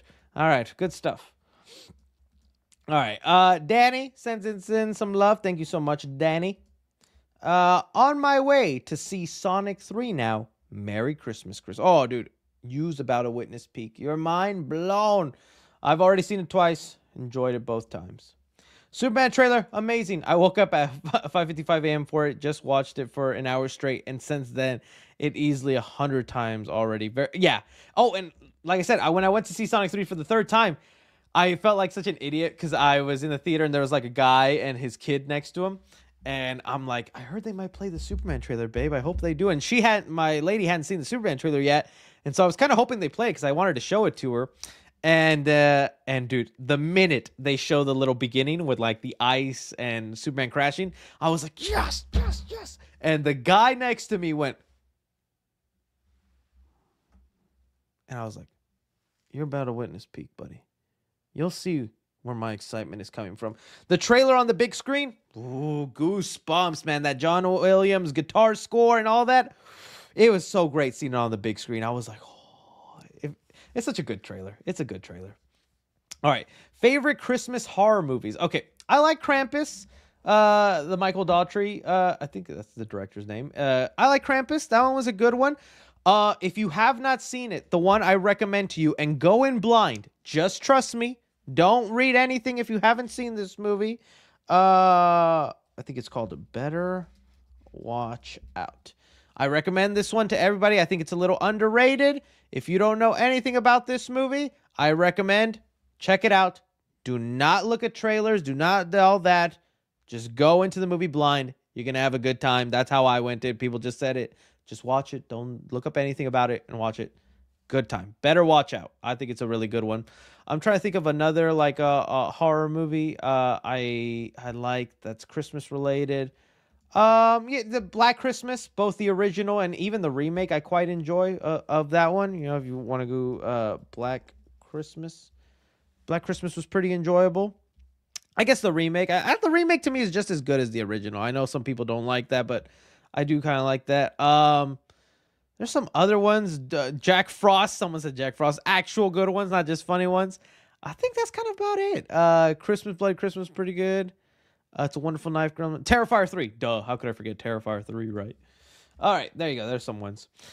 Sonic the Hedgehog 4. Release date 2027. We are excited, Danny. We is going to be there. And I think that'll be the movie. I'll have to honor Eggman and dress up as him. Hopefully he'll be part of the movie. I don't know. Jim Carrey was vague in interviews. He's like, they were like, would you come back? And he's like, I don't want to answer that now. And I was like, okay, maybe he'd be open to it. But he only comes back if they make him do something new. So I don't know what the new thing is that they would make him do. But I think he won't. Compa Chris is in... Oh, yeah. Compa Chris is in I'm Dante's new video. Yeah. You guys have to tell me if it was a good video or not. Because, like I said, I just can't watch myself watching someone else watch me. Because I just get cringed out. I hope he liked my intro and didn't think I was too much of an idiot talking through my breakdown. We need a cringe tro of Noah as Crypto for future videos. Oh, it's coming. I already made that Amazon order. He wearing that cape. And he's going to take me home. Take me home. Called in sick yesterday to see Sonic 3, only to be spotted by a co-worker at Cinemark. Also watched Carry On last night. So good. Yeah, I loved Carry On. Carry On is a Christmas movie. It's not that Christmassy, but it's Christmas themed. Highly recommend it. It did great numbers on Netflix. I think it's like one of their most watched movies this year. Really good one. And yeah, dude, I've done the same thing before. I think even as a kid, my dad would let me skip school for big movies, and we'd go to the theater. I miss those midnight premieres. They don't do those. It's 7 o'clock now, which is better. It is better. But midnight premieres were fun. Will you watch Peter Pan's Never... Yeah, I'm going to watch it. Definitely talk about it. Do you think that Die Hard is a Christmas movie? If you want to, yeah. It's not aggressively a Christmas movie I go to, but I'm not also so Grinchified where I'm like, no, it's not a Christmas movie. What are you talking about? You gotta watch. Oh, I do have to watch that. It's on my list, dude. I got so many, Hundreds of Beavers and Nora. I got years ending up, so I gotta hurry up. So I gotta get my top 10 list in. But yeah, I gotta watch Hundreds of Beavers. Your Superman suit is epic.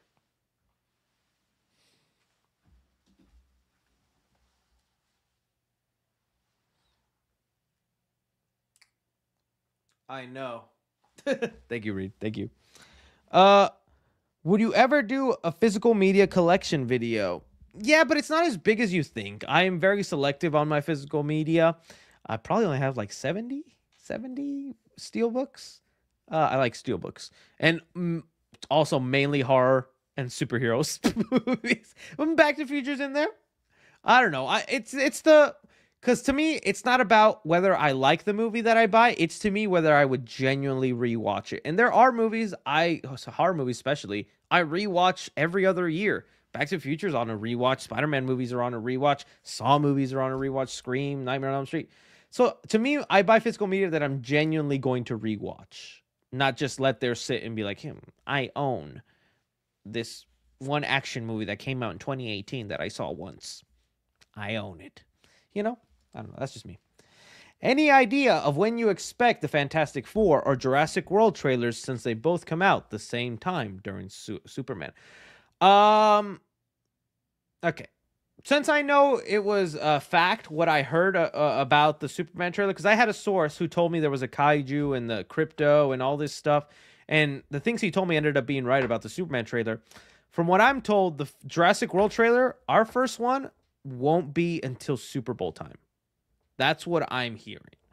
Because this person knows someone who knows someone who knows someone who knows someone, protecting their identity. But they work on the stuff, and the trailer that they got for Jurassic World is a commercial trailer. It's like a 30-second spot, and so that made it feel like a sports event trailer. And Jurassic World is those movies. And I mean, Super Bowl is like in a month and a half, so I think that's when they're going to do like a short, quick I don't think they're going to do... Superman needs that big marketing push, but this Jurassic World movie had a weird history of being made so quickly, so fast, and coming out so quickly. I think they're going to do the short-term marketing thing that some movies do, where they don't have like the big gap of like marketing the movie. It's like they just market it really hard in like a 3-month span. Some movies do that now and saves them money on marketing. Remember the rumor of Johnny Sins' legs?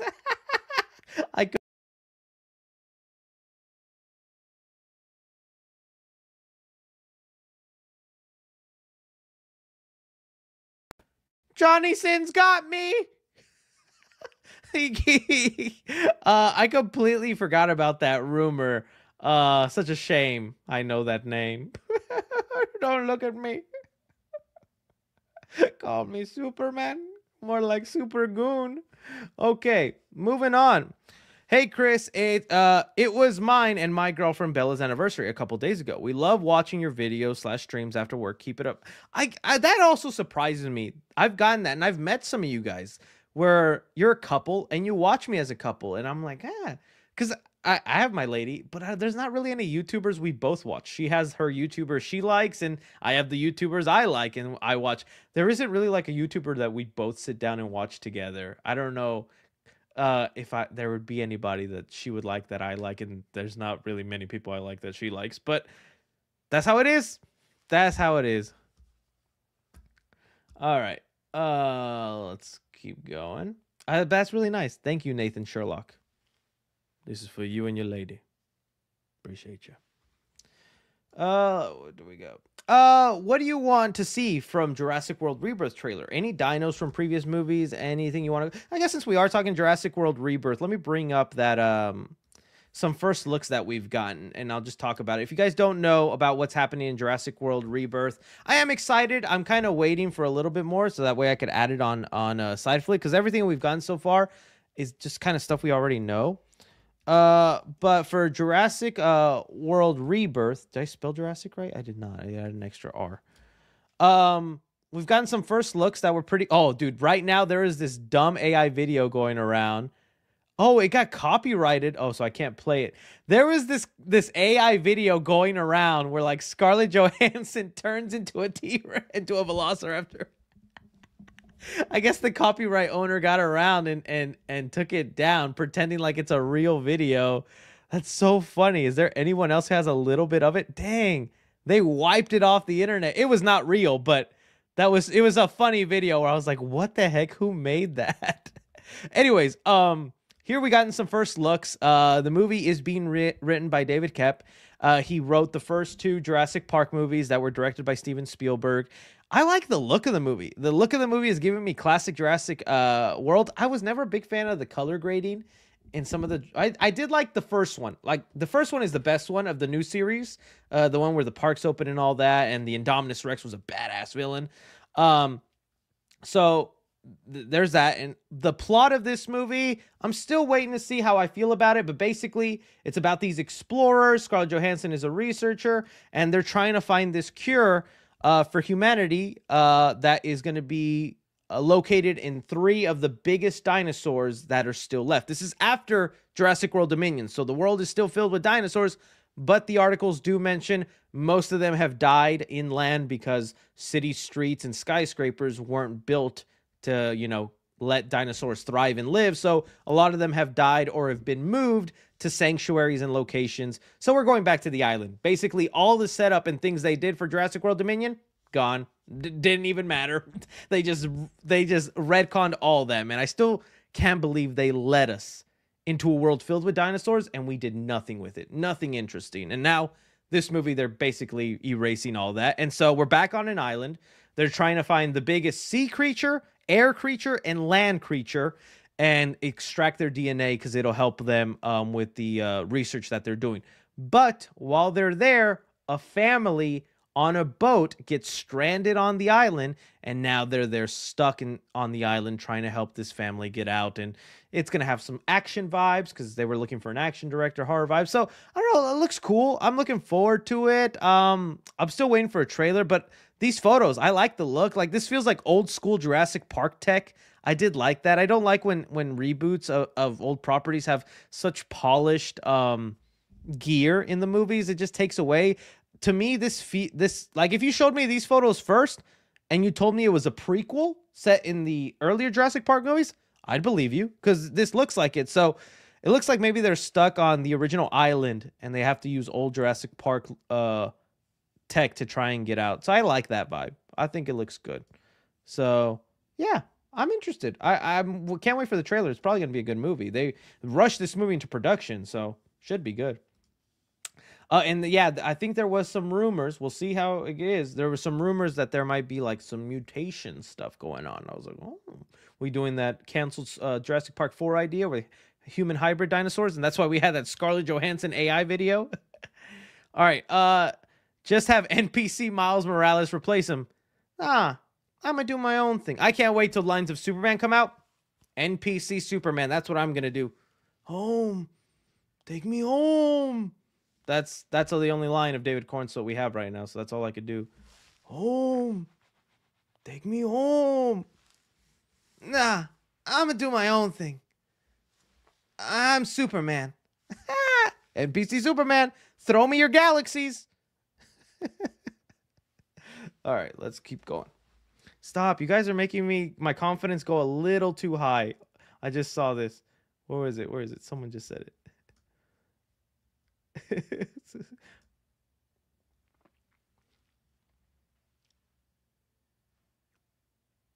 You will give the people an idea to strive for. You will be the hope and the light. Guys, I can't control myself in this thing. I'm about to act up. Okay, now, did you ever see dude, yes, I love The Northman in 2022. What did you think of it? I loved it. What did you think about Carry On? I levitated during the car scene. So look, I'm going to be honest about something. Robert Eggers, I respect so much as a filmmaker. He is definitely very good at creating this immersive world where when he gets an idea of a place and a story, he will make you believe that place is real. And that's what I like about Robert Eggers. Not crazy about The Witch. I liked The Lighthouse. Loved The Northman. The Northman was the movie where I was like, Robert Eggers can cook. That was a great movie. I love that film a lot. If you haven't seen it, I recommend it. And so I'm really looking forward to Nosferatu. I've heard great things, and unfortunately, no early screenings in my area, so I'm going to have to watch that Christmas morning. That'll be my Christmas present. Let's see here. Oh, and did you see? Yeah, the car scene in Carry On was pretty cool. Time to recast the Naji Jitter. Okay. Screamboat, January 31st on Fandango. Yeah, get your tickets. We're definitely going to talk about Steamboat Willie when that comes down. His little feet on that dang boat. Also, Peter Pan tickets went on sale December 18th. Appreciate you letting me know. Tails should have a spinoff with, dude, I did like that. Again, no spoilers, but Tails and Agent Stone have a little like conversation in Sonic 3, and their chemistry was working. It was really funny and adorable and sweet, and so I'd actually be down for that. And maybe that could work. Maybe Agent Stone is trying to dismantle Eggman's tech or something and try to figure out what to do. And I don't know. Maybe he just needs Tails to help him out or something. I don't know. I could see something happening. Or so we saw a mall Santa for some pictures, and I just thought of Art the Clown coming out to give some gifts. Take pictures with the kids. Mall Santas, man. Don't be trusting them. Don't be trusting them. Saw Sonic 3 alone on Thursday, and I don't care. It was worth it. So fun and hype. 10 out of 10. Sonic 4 is going to be insane. Looking forward to the Sunday stream. Woohoo! Galaxy Waffles, I agree. I can't wait to hear your guys' theories, because I already gave you my theories in my spoiler review for Sonic 4, but I'd like to know what some of you other Sonic fans think will happen. 3C Films, Sonic 3 was amazing. Better than Kraven the Hunter. That's not a hard bar to hit, though. Not a hard bar to hit. Can we get your Kraven the Hunter? The scary man? The guy who haunts you in your dreams? Oh, they released it online. The clip I was talking about that I was like, dude, what was that? Okay, let me see if I can find it. Kraven the Hunter. Please tell me it's there. I really hope I can find it. It's probably been copyrighted now. But there was this random scene in Kraven the Hunter that I was like, why did that just happen? And somebody finally put it online. I'm trying to see. Come on, there's somebody's got to have it. I know I saved it on my my other Twitter account. So let me actually just quickly send that over, because it's just worth bringing up here. Bookmarks. Come on. I know it's here. Okay, there we go. So it's copy. Let's just copy that link. Hopefully that works. Yes, it worked. All right, it's right here. Let me get the sound now. And I wish I could tell you there was context or a reason this happened, buddy. There is no reason. It just happened, and we all had to witness it. I uncontrollably laughed while my theater was dead silent. It was so embarrassing.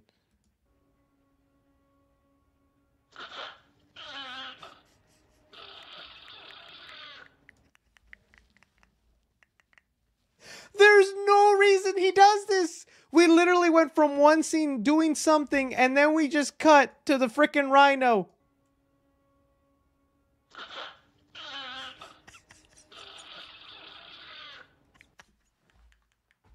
Dude, like, and it's not addressed. It's not talked about. The henchman behind him doesn't go, "Are you okay, sir?" No, it's just, all right, moving on. So Kraven the Hunter's still killing people. What do we do now?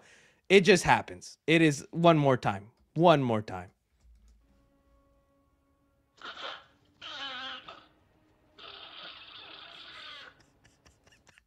I tell you, I saw that happen, and I went, no! And then the whole theater. They didn't get it. They didn't see the meme potential like I saw it. I see in memes. I see in Gats and Phantom Taxes. That right there was W Riz. Okay. Moving on. Here we go. I think Lex will be a standout in Super. Oh, he definitely is. I just saw the movie Juror Number 2. I don't know if I recommend it. It is a good movie directed by Clint Eastwood. I don't think people are gonna like the ending of that movie. It was I was a little mixed, but the movie was good. I just wasn't great about the payoff. I will say, there we go. The payoff of that movie, I'm mixed on. But anyways, Nicholas Hoult, fantastic actor, man. Dude's been killing it. And the little shots of him as Lex, he's definitely gonna be a standout. Generational hater. The Sonic 3 character in the mid-credit scene made me think that character is no longer threatening or scary. I agree. I talked about that in my spoiler review. We'll talk about it more tomorrow. But yeah, the thing that they tease and what they do, I was like, that's badass. They got me hyped. But Well, now that I had some time to regroup and think about it, I wish they did it differently, but we'll talk about that more tomorrow. Watch Meat Canyon's Disney adult tunes. Have fun, bro. Oh, I check out the Meat Canyon videos, but I don't know if I can watch it right now. About the DCU, what storyline you think they should do for The Flash? And what villain do you think they will reference? Brainiac 5 or Supergirl? I think they'll definitely reference Supergirl. Like, no way they don't reference her, especially if, like, Krypto has to be there for Supergirl in that movie, because Krypto plays a decent part in the Supergirl movie. I would like Brainiac to be the villain for the next movie. I don't want Brainiac here. I think Lex Luthor will be the continuous villain for this one. Did you know Bluey is getting a movie in 2027? Bluey fans rise. Bluey fans rise. Yeah, I don't watch much of Bluey. Maybe if I had a child, I would, but exciting for the Bluey people. Are you still going to watch Has Been Hotel? It's getting to season 2, 3, and 4. Whoa, well, now I have to, right? I got to check it out. So many good recommendations. 10 days ago, John Campea showed your... and I didn't know if you've seen it, and if you want to see it, it's 3 or 4 minutes into the show. Awesome, keep up the awesome. Yeah, I saw it. I saw some people address it. It was Campea.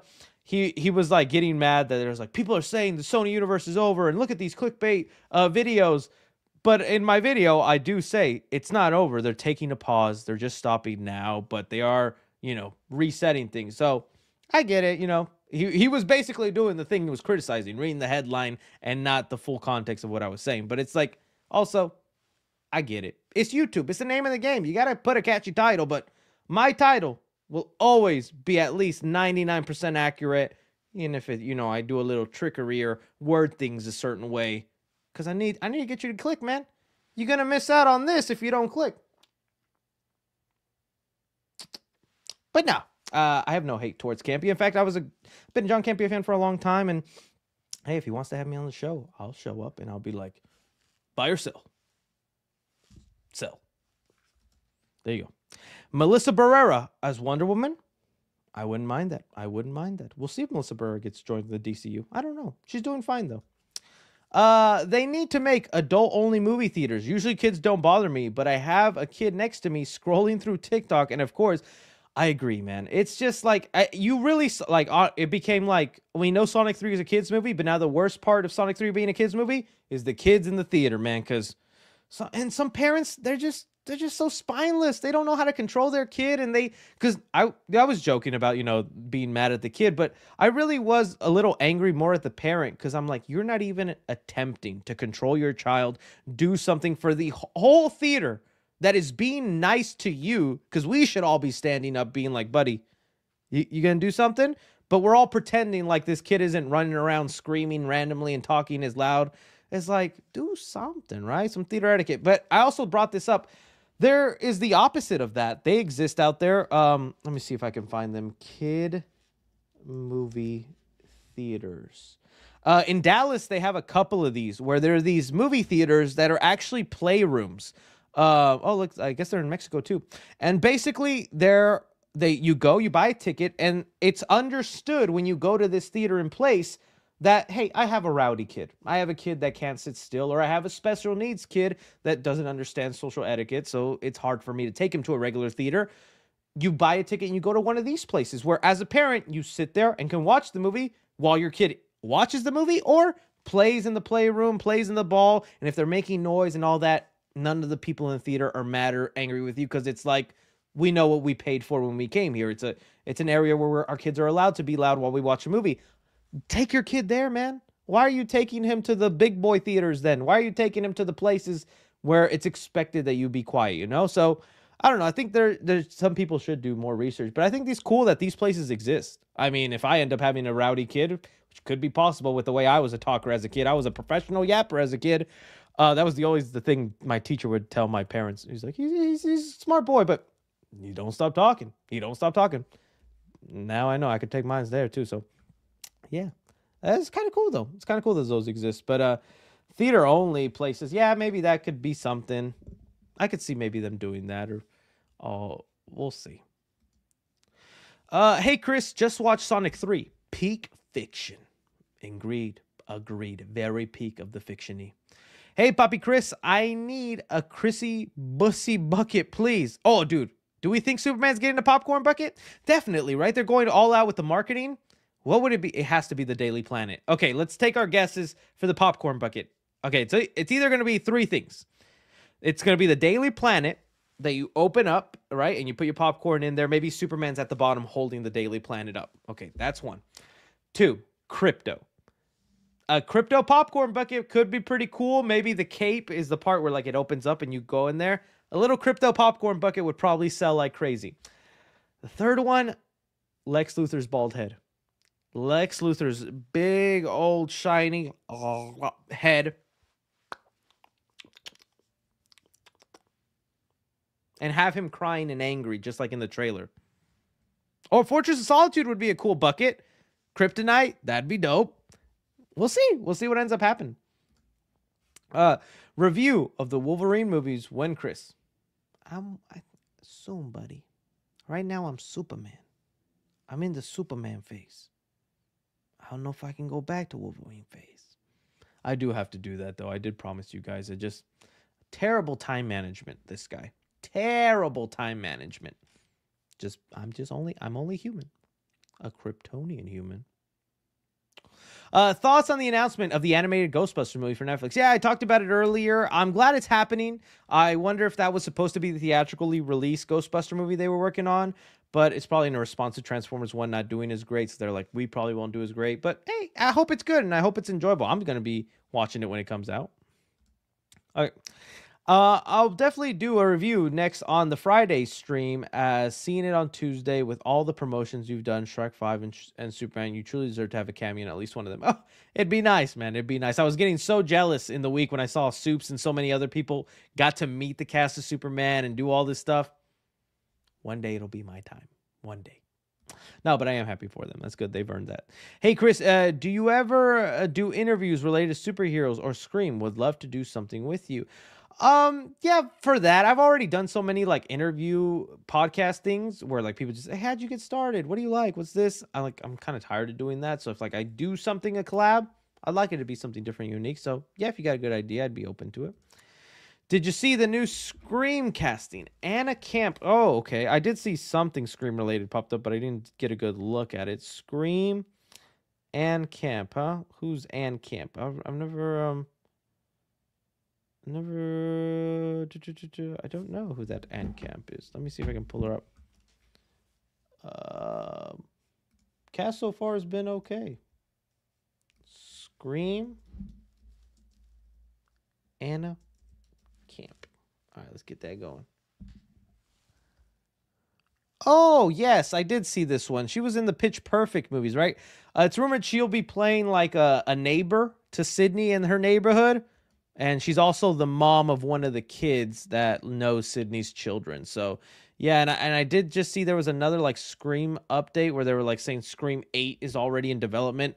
Not even a surprise, but let's see if Scream 7 makes money. I am curious. I don't know if it's going to take a huge hit. I'm realistic. I know that Melissa Barrera stands, like me, who want her to get justice and feel bad for what happened to her in the franchise.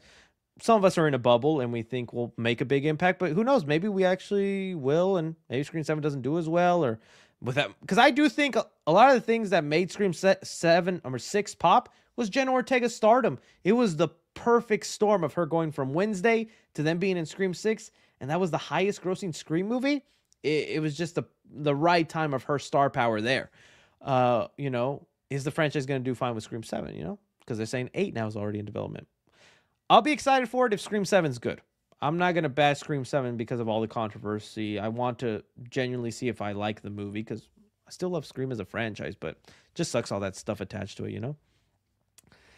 Let's see here. Have you seen FNAF movie behind-the-scene leaks and sets? Yes, I have seen some of that stuff. I'm kind of waiting to piece it together, and then we'll probably do a video where I'll bring it up in a side flick. But yeah, it's been a lot of behind-the-scenes of like the sets being built and all that stuff. Juicy things.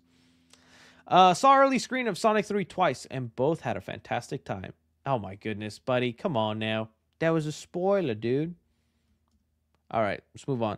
3C, about to watch Sonic on Saturday with my ex. Oh, nice, man. Nice. I'm very happy for you. Let's see if the Hedgehog can reunite some love. The light shines even though the star is gone. Tell her that. Won't be your ex no more, buddy. Won't be your ex no more. Or she does, you just look at her and be like, you know, you kind of look like Gerald. I like Gerald. It'll work for you. It'll work for you, my friends. All right, I agree with you. I love pineapple pizza. Also, hearing that you in the chat want to hear my review on Mufasa got me jumping and joy. Hey, Elliot, we know you're excited for this, and we hope you enjoy it, Elliot. I'm going to see Sonic 3 on the 27th day of September. It's not my friends and family. This will be my second time seeing a movie on my own. It's worth it. Shadow, though, as my favorite game character. Hey, well, I hope you have fun with that one, man. That's pretty cool. And have a good time by yourself, man. It's never bad to go by yourself. Okay.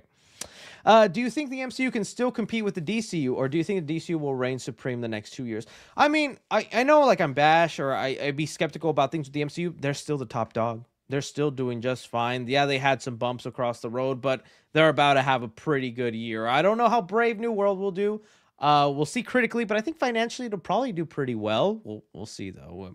But Fantastic Four is going to be really make a splash. I have a lot of faith in that movie. So I think they're still doing big things, but DCU right now has the underdog, more kind of like refreshing, you know, you've been with your girl for 30 years and now you see the new girl and you're like, that's not the Superman way, Chris. Why did you just make that metaphor? Pitiful. Hawk 2, 3C.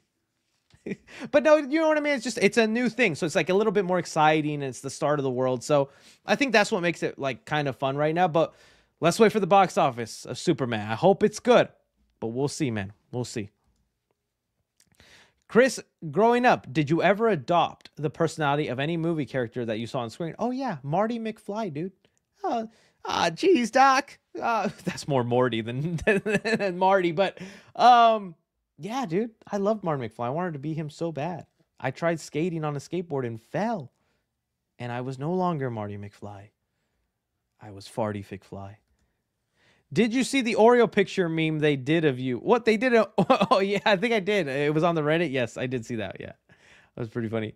New Chucky movie is planned for 2/26. It will pick up right after season 3. Me personally, I'm extremely excited. Has there been more updates on it? I haven't seen any updates on the Chucky movie, man. What? Let me see. Okay. I haven't seen. I'll keep an eye out, but I can't wait for that Chucky movie. We know it's in development. We'll see how it goes. What's your ranking of the Home Alone movies? Home Alone 1, 2, 3. Honestly, in the order they came out. I'm not even kidding. I think that's literally in the order they came out. In the order they came out is the way I like them, because they just got progressively worse after that, man. Hey, Chris, can you talk about The Weeknd's movie? Oh, yeah, there's a Weeknd movie coming out. I forgot. And if my lady's listening, she'll be very happy. She's a big Weeknd fan. He's got a movie, The Weeknd movie. The Weeknd movie. Where is it? Weeknd. Is it a thriller? What is it? Weeknd. I think it was like a thriller. Where is it? Whatever. I'll just Google it. The Weeknd. I saw some details on it, but then I didn't go further into it. Okay, The Weeknd's. Okay, here we go. The Weeknd's Hurry Up Tomorrow movie with Jenna Ortega and Barry Keoghan gets movie release date. Let's see if there's a plot on it. Let's see here. Marks the final piece of Darwin. Same Hurry Up will debut. The Weeknd will perform one night only. Let's see. Is produced by along with the Lake Herman. Where's the plot though? I want to see some plot. Says the direct. Dang, no plot. But let me see what it's called. Hurry Up Tomorrow. Maybe there's been a plot. I just haven't seen it. Hurry Up Tomorrow. May 16th, only in theaters. Okay, so it's a theater release. There we go. There's no plot. Just a psychological thriller. Jenna Ortega's in it though, so I'm gonna be watching it. Cool. I'll be watching it. I've gone to a Weeknd concert. I like his music. I'll be checking it out. But yeah, no details on the plot as of right now. Okay. I saw I'm Dante react to your video again. Oh, man. Yeah, I'm always happy when he does. Let me know if it was a good video or not. Have you read the Batman 89 comics, an underrated Christmas movie? If you're talking about like the new refresh ones where they like brought it back, I did read a couple of those issues. I enjoyed it. I never went back and finished the run though. Supergirl is in 2026. Oh, that's another one to keep an eye out for. That one's going to be cool. I think people are underestimating how cool that one will be. Are you more excited for Superman or Fantastic Four? Superman. Fantastic Four is definitely up there. Not saying I'm not excited for that, but it's Superman. It's just like that movie. I think James Gunn's going to deliver. It has Fantastical, it has Whim, it has that comic booky feel. David Cornsweet looks awesome. Fantastic Four also looks good. I just want, maybe when I see the trailer for Fantastic Four, I'll switch sides. Switching sides. Honestly, they should merge the Batman universe with the Superman as long as James lets Matt have creative control of his side of the Batman solo movies. Yeah. Like I said, I'm open to it. And like I can see it, but I just can't see that Batman as a member of the Justice League. That's where I'm like, would that work? Would that look all right? But we'll find out. We'll find out, man. Okay. It's so awkward for me at cinema because I react out loud wherever everyone else is quiet since I live in the UK. Have you heard of moments like that? Yeah, actually, in the UK, people really don't cheer for movies. Like, you know how in America, if you go to Endgame or Sonic or No Way Home, people were clapping for Toby. People were clapping for all these other big things, post-credit scenes and whatnot. In the UK, people don't do that. People are like, they side-eye us. They go, Americans do that? Okay. So, man, I don't know. But I've heard sometimes there's some UK screenings where they do it, but most of the time it's looked at like, interesting. But you can hardly swallow. I'm missing the reference there, Jay. I'm missing the reference there, but I appreciate the support. Chris, I've always been curious. Are you a Doctor Who fan? Unfortunately not. That's one of those fandoms I never got into. I've never seen, but any Doctor Who fan always tells me, dude, you'd love it. You love it. You got to check it out. You got to see it. Maybe one day.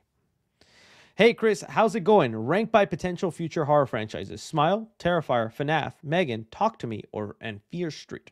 Which has the better potential going forward? Okay, number one, I'm going Terrifier. Just with the way everything's gone, Terrifier. Then I'm going to go Megan. Because just the things I'm hearing about Megan 2 and what they could do, I just like how crazy and cool we could get in that universe. Then I'm going to go Talk to Me. Because in Talk to Me, I do like the idea that we could get a second hand. Then what happens if we find a foot, an arm, a whole body? What could that do and the potential there? Smile FNAF, yeah, definitely. I'm putting FNAF though because like we already know the lore and the potential. We're just waiting to see how it goes in the movie universe, you know? So we know FNAF's potential is there. And then Fear Street, tons of books, but it could go the way of like Goosebumps where some hit, some don't, you know? Yeah. All right. Not sure if it's said or not. What Flash story do you want them to adapt from the DCU? The Reverse Flash, because that's another generational hater. That's a dude literally time traveling and hating on Barry. But I don't know. There's rumors that Wally West will be the DCU Flash and all that. So we'll see. Hey, Chris, it was my B-Day yesterday. Also, seeing Sonic 3 tomorrow. Can't wait. Oh, I also can't wait for you, buddy. You're going to enjoy it. And happy birthday yesterday. All right. On a stream last week, me and others recommended the new film Flow. No, I do want to see it. I haven't. It's been a busy week with Superman, Sonic, and then the Mufasa. So many movies I had to watch. It is still part of my plan to see Flow, though. Because, I don't know, randomly my lady got onto a cat fixation. She had to babysit the cat for one of her friends. And so she was sending me videos of her babysitting this cat. I don't know if you guys could see. It's not very good. So my face is in frame. That's why. And yeah, so she's got that cat fever right now. So she'll probably definitely enjoy a movie about a cat. And it's got great reviews. Let's see here. Ethan Peck as Batman. Adrian Adrana as Wonder Woman. Ethan Peck as Batman? I slightly see it. If you could see a DCU team-up movie before two heroes, Flash and Green Lantern, which two? I mean, Batman and Superman, the world's finest. I would like to see a team-up movie. We don't have to go straight into Batman versus Superman. I'd actually rather they do the MCU thing where they're friends first, they have a good relationship, than something else parts than where they maybe have to fight each other or something, right? A World's Finest movie would be awesome. If not, Flash and Green Lantern, that's a good pairing. I'm trying to think of any other like two that I think would be really cool. Like a Booster Gold and Blue Beetle movie would be cool, just because I like Blue Beetle. But yeah, Lucy Wilson sends in some support. Thank you, Lucy. Hey 3C, don't mean to bother you, but you missed my super chat. Oh no, when did I miss it there? I'm going up there. Daryl Well. We're gonna find Daryl Well's super chat. I didn't mean to miss it. Unless, how far back did I miss it, Daryl? Let me just double check for Daryl's sake, man. Everybody, the Superman is the man who what the heck? Dang, where's the super chat, Daryl? Oh, okay, I found it. It says here, hey Chris, I've been watching you for 3 years now, and I love your videos. I would love to know, who would you like to see play Batman if Robert Pattinson is in the DCU? Oh, I did miss it. Oh, I'm so sorry, Daryl. I didn't mean to, buddy. I've said it. Jake Gyllenhaal. Jake Gyllenhaal is my top choice to be Batman because I think he's an actor that can play the serious. He's proven. He's Oscar winning. I don't know if he's won an Oscar, but to me, his performance in Prisoners and Nightcrawler should have won him an Oscar. That's Oscar-worthy performance. But he's got movies like Bubble Boy. He's got Love and Other Drugs, which is a really great movie he did. I think he'd be great as either the jokey Batman, lighthearted a little bit, maybe Adam West style, or he could play the dark Bruce Wayne, you know? What's your ranking of the worst Christmas movies? Oh, man. I don't even know. I used to hate Elf for the longest time. I did not like that movie. I just thought it was Will Ferrell being loud and stupid. And now that kind of grew on me, I'm okay with that movie. I'm not a big fan of the Jim Carrey Night Before Christmas. Nightmare Before Christmas? What's that movie called? The Christmas Carol? There we go. The animated Christmas Jim Carrey. That's like one of the only Jim Carrey movies I'm just not that into, and it sucks because I love Jim Carrey. I think that's about it. I don't know. There's so many bad movies out there. Like, I don't know, Jack Frost.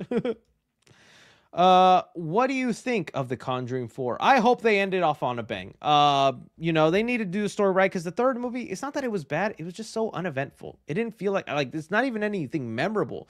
Conjuring 1 and 2 were good. I just wanted to have a good story, a good ending to those characters, and be a nice send-off for the Warrens.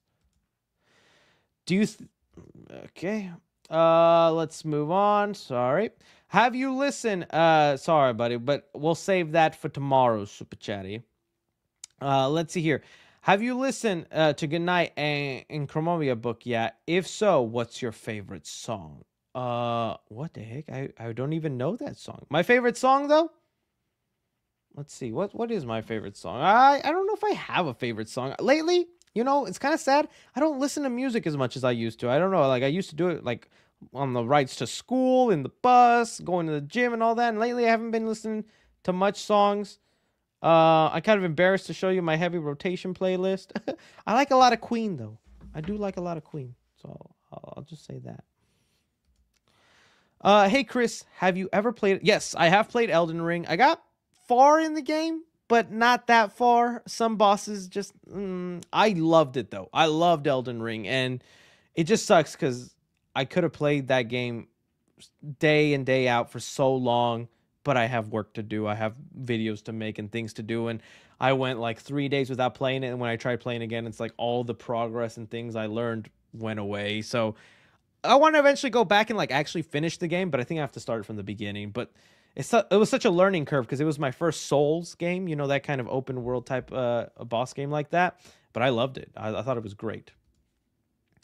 Chris, did you watch the NFL, and what's your team you root for? By the way, Vikings are going to the Super Bowl, hopefully. Ooh, I'm not much of a footballer or sports guy. I watch like boxing, but not much of an NFL guy. I just never got into it, unfortunately. Movie boy, but I'll watch the Super Bowl. Whoever's playing, go team. Waiting for that commercial, though. You missed my super chat. Oh, my goodness. Chris, what is wrong with you today? Caleb, where is it? This is just... What happened to me, man? What happened to being able to see all these super chatties? Caleb. I'm looking, Caleb. Was it like at the very top, buddy? Was it just? It must have been when I accidentally clicked out. Do you still plan on streaming? Oh, Sonic X Generations now that the DLC is out. I played it. I had fun with it. I'll be honest with you. I tried filming a video and it just wasn't that interesting. Like I had fun and I enjoyed playing it, but the video itself I don't think was worth posting. if I'm being honest, but it was pretty cool. It was pretty cool. Do you think is somewhere else Superman is holding and disguised in the trailer, and that shot gets with kryptonite bullet, which is why he can't breathe? Oh, that would be a good, like, maybe he's like has a bullet hole and take me home. And oh, dude, that would also, maybe that robot that dies saves his life, probably performs operation on him, because that robot's not going to be harmed by kryptonite. I doubt it. Good theory. Getting shot by a kryptonite bullet would be crazy. Favorite moment from 28 days and weeks later. So I'm gonna be honest with you, long time. The opening of 28 weeks later is definitely up there for me. But it's gonna be something I talk about more whenever the new movie comes along and I review the other two movies together. Because, dude, I haven't seen 28 Days since I was like young. Like, there's so much I don't remember about that movie. There's like big moments I do remember. But it's one of those movies that's hard to find. It finally landed on digital, right? So I have to make time to go rewatch it. But at the opening of 28 weeks later. Yeah, definitely. All right. Let's see here. I think we got one more. Hey, Chris, any biopics you're excited for in the upcoming year? I'm personally excited for the MJ biopic next year. Yeah, I definitely am excited for the Michael Jackson biopic. It's going to be definitely a hard time to talk about it because of the history and the things he was accused of. But I was a kid that grew up on his music videos. I was so fascinated with him as a person. And I was sad the day he died. I was like, man, that kind of sucks. But that movie's going to be big, dude. That movie's going to be big. Like, I don't know. I don't think some people, especially the younger generation that didn't grow up with Michael, I don't think they're going to realize how big this guy was in terms of his stardom and his power. That movie's going to turn some heads, at least I think, but we'll see. Have a Merry Christmas and a very Happy New Year. Thanks for answering my super chats, liking my comments on YouTube, and liking my post on Instagram. It's been a rough year. Lost my granddad, but your videos have helped me. Thank you. Oh, no problem, Elliot. Always here to help. And hey, I hope you have a good time on Tuesday when you go see Mufasa, Elliot, man. You the man, boy. You the man. Alrighty then. One more. It says here, you should review all the MCU movies, please. That would be a crazy video, but maybe we'll have to. Alrighty then. I want to thank you guys so much for being here on another live stream. Appreciate you guys. Y'all have been awesome and fantastic. Y'all are the best. This Superboy is proud. And remember, we will be doing more and great things in the coming days. Enjoy yourself. Stay safe. I will see you lovely people. Take care of yourself, my friends. Dun, dun, dun, dun.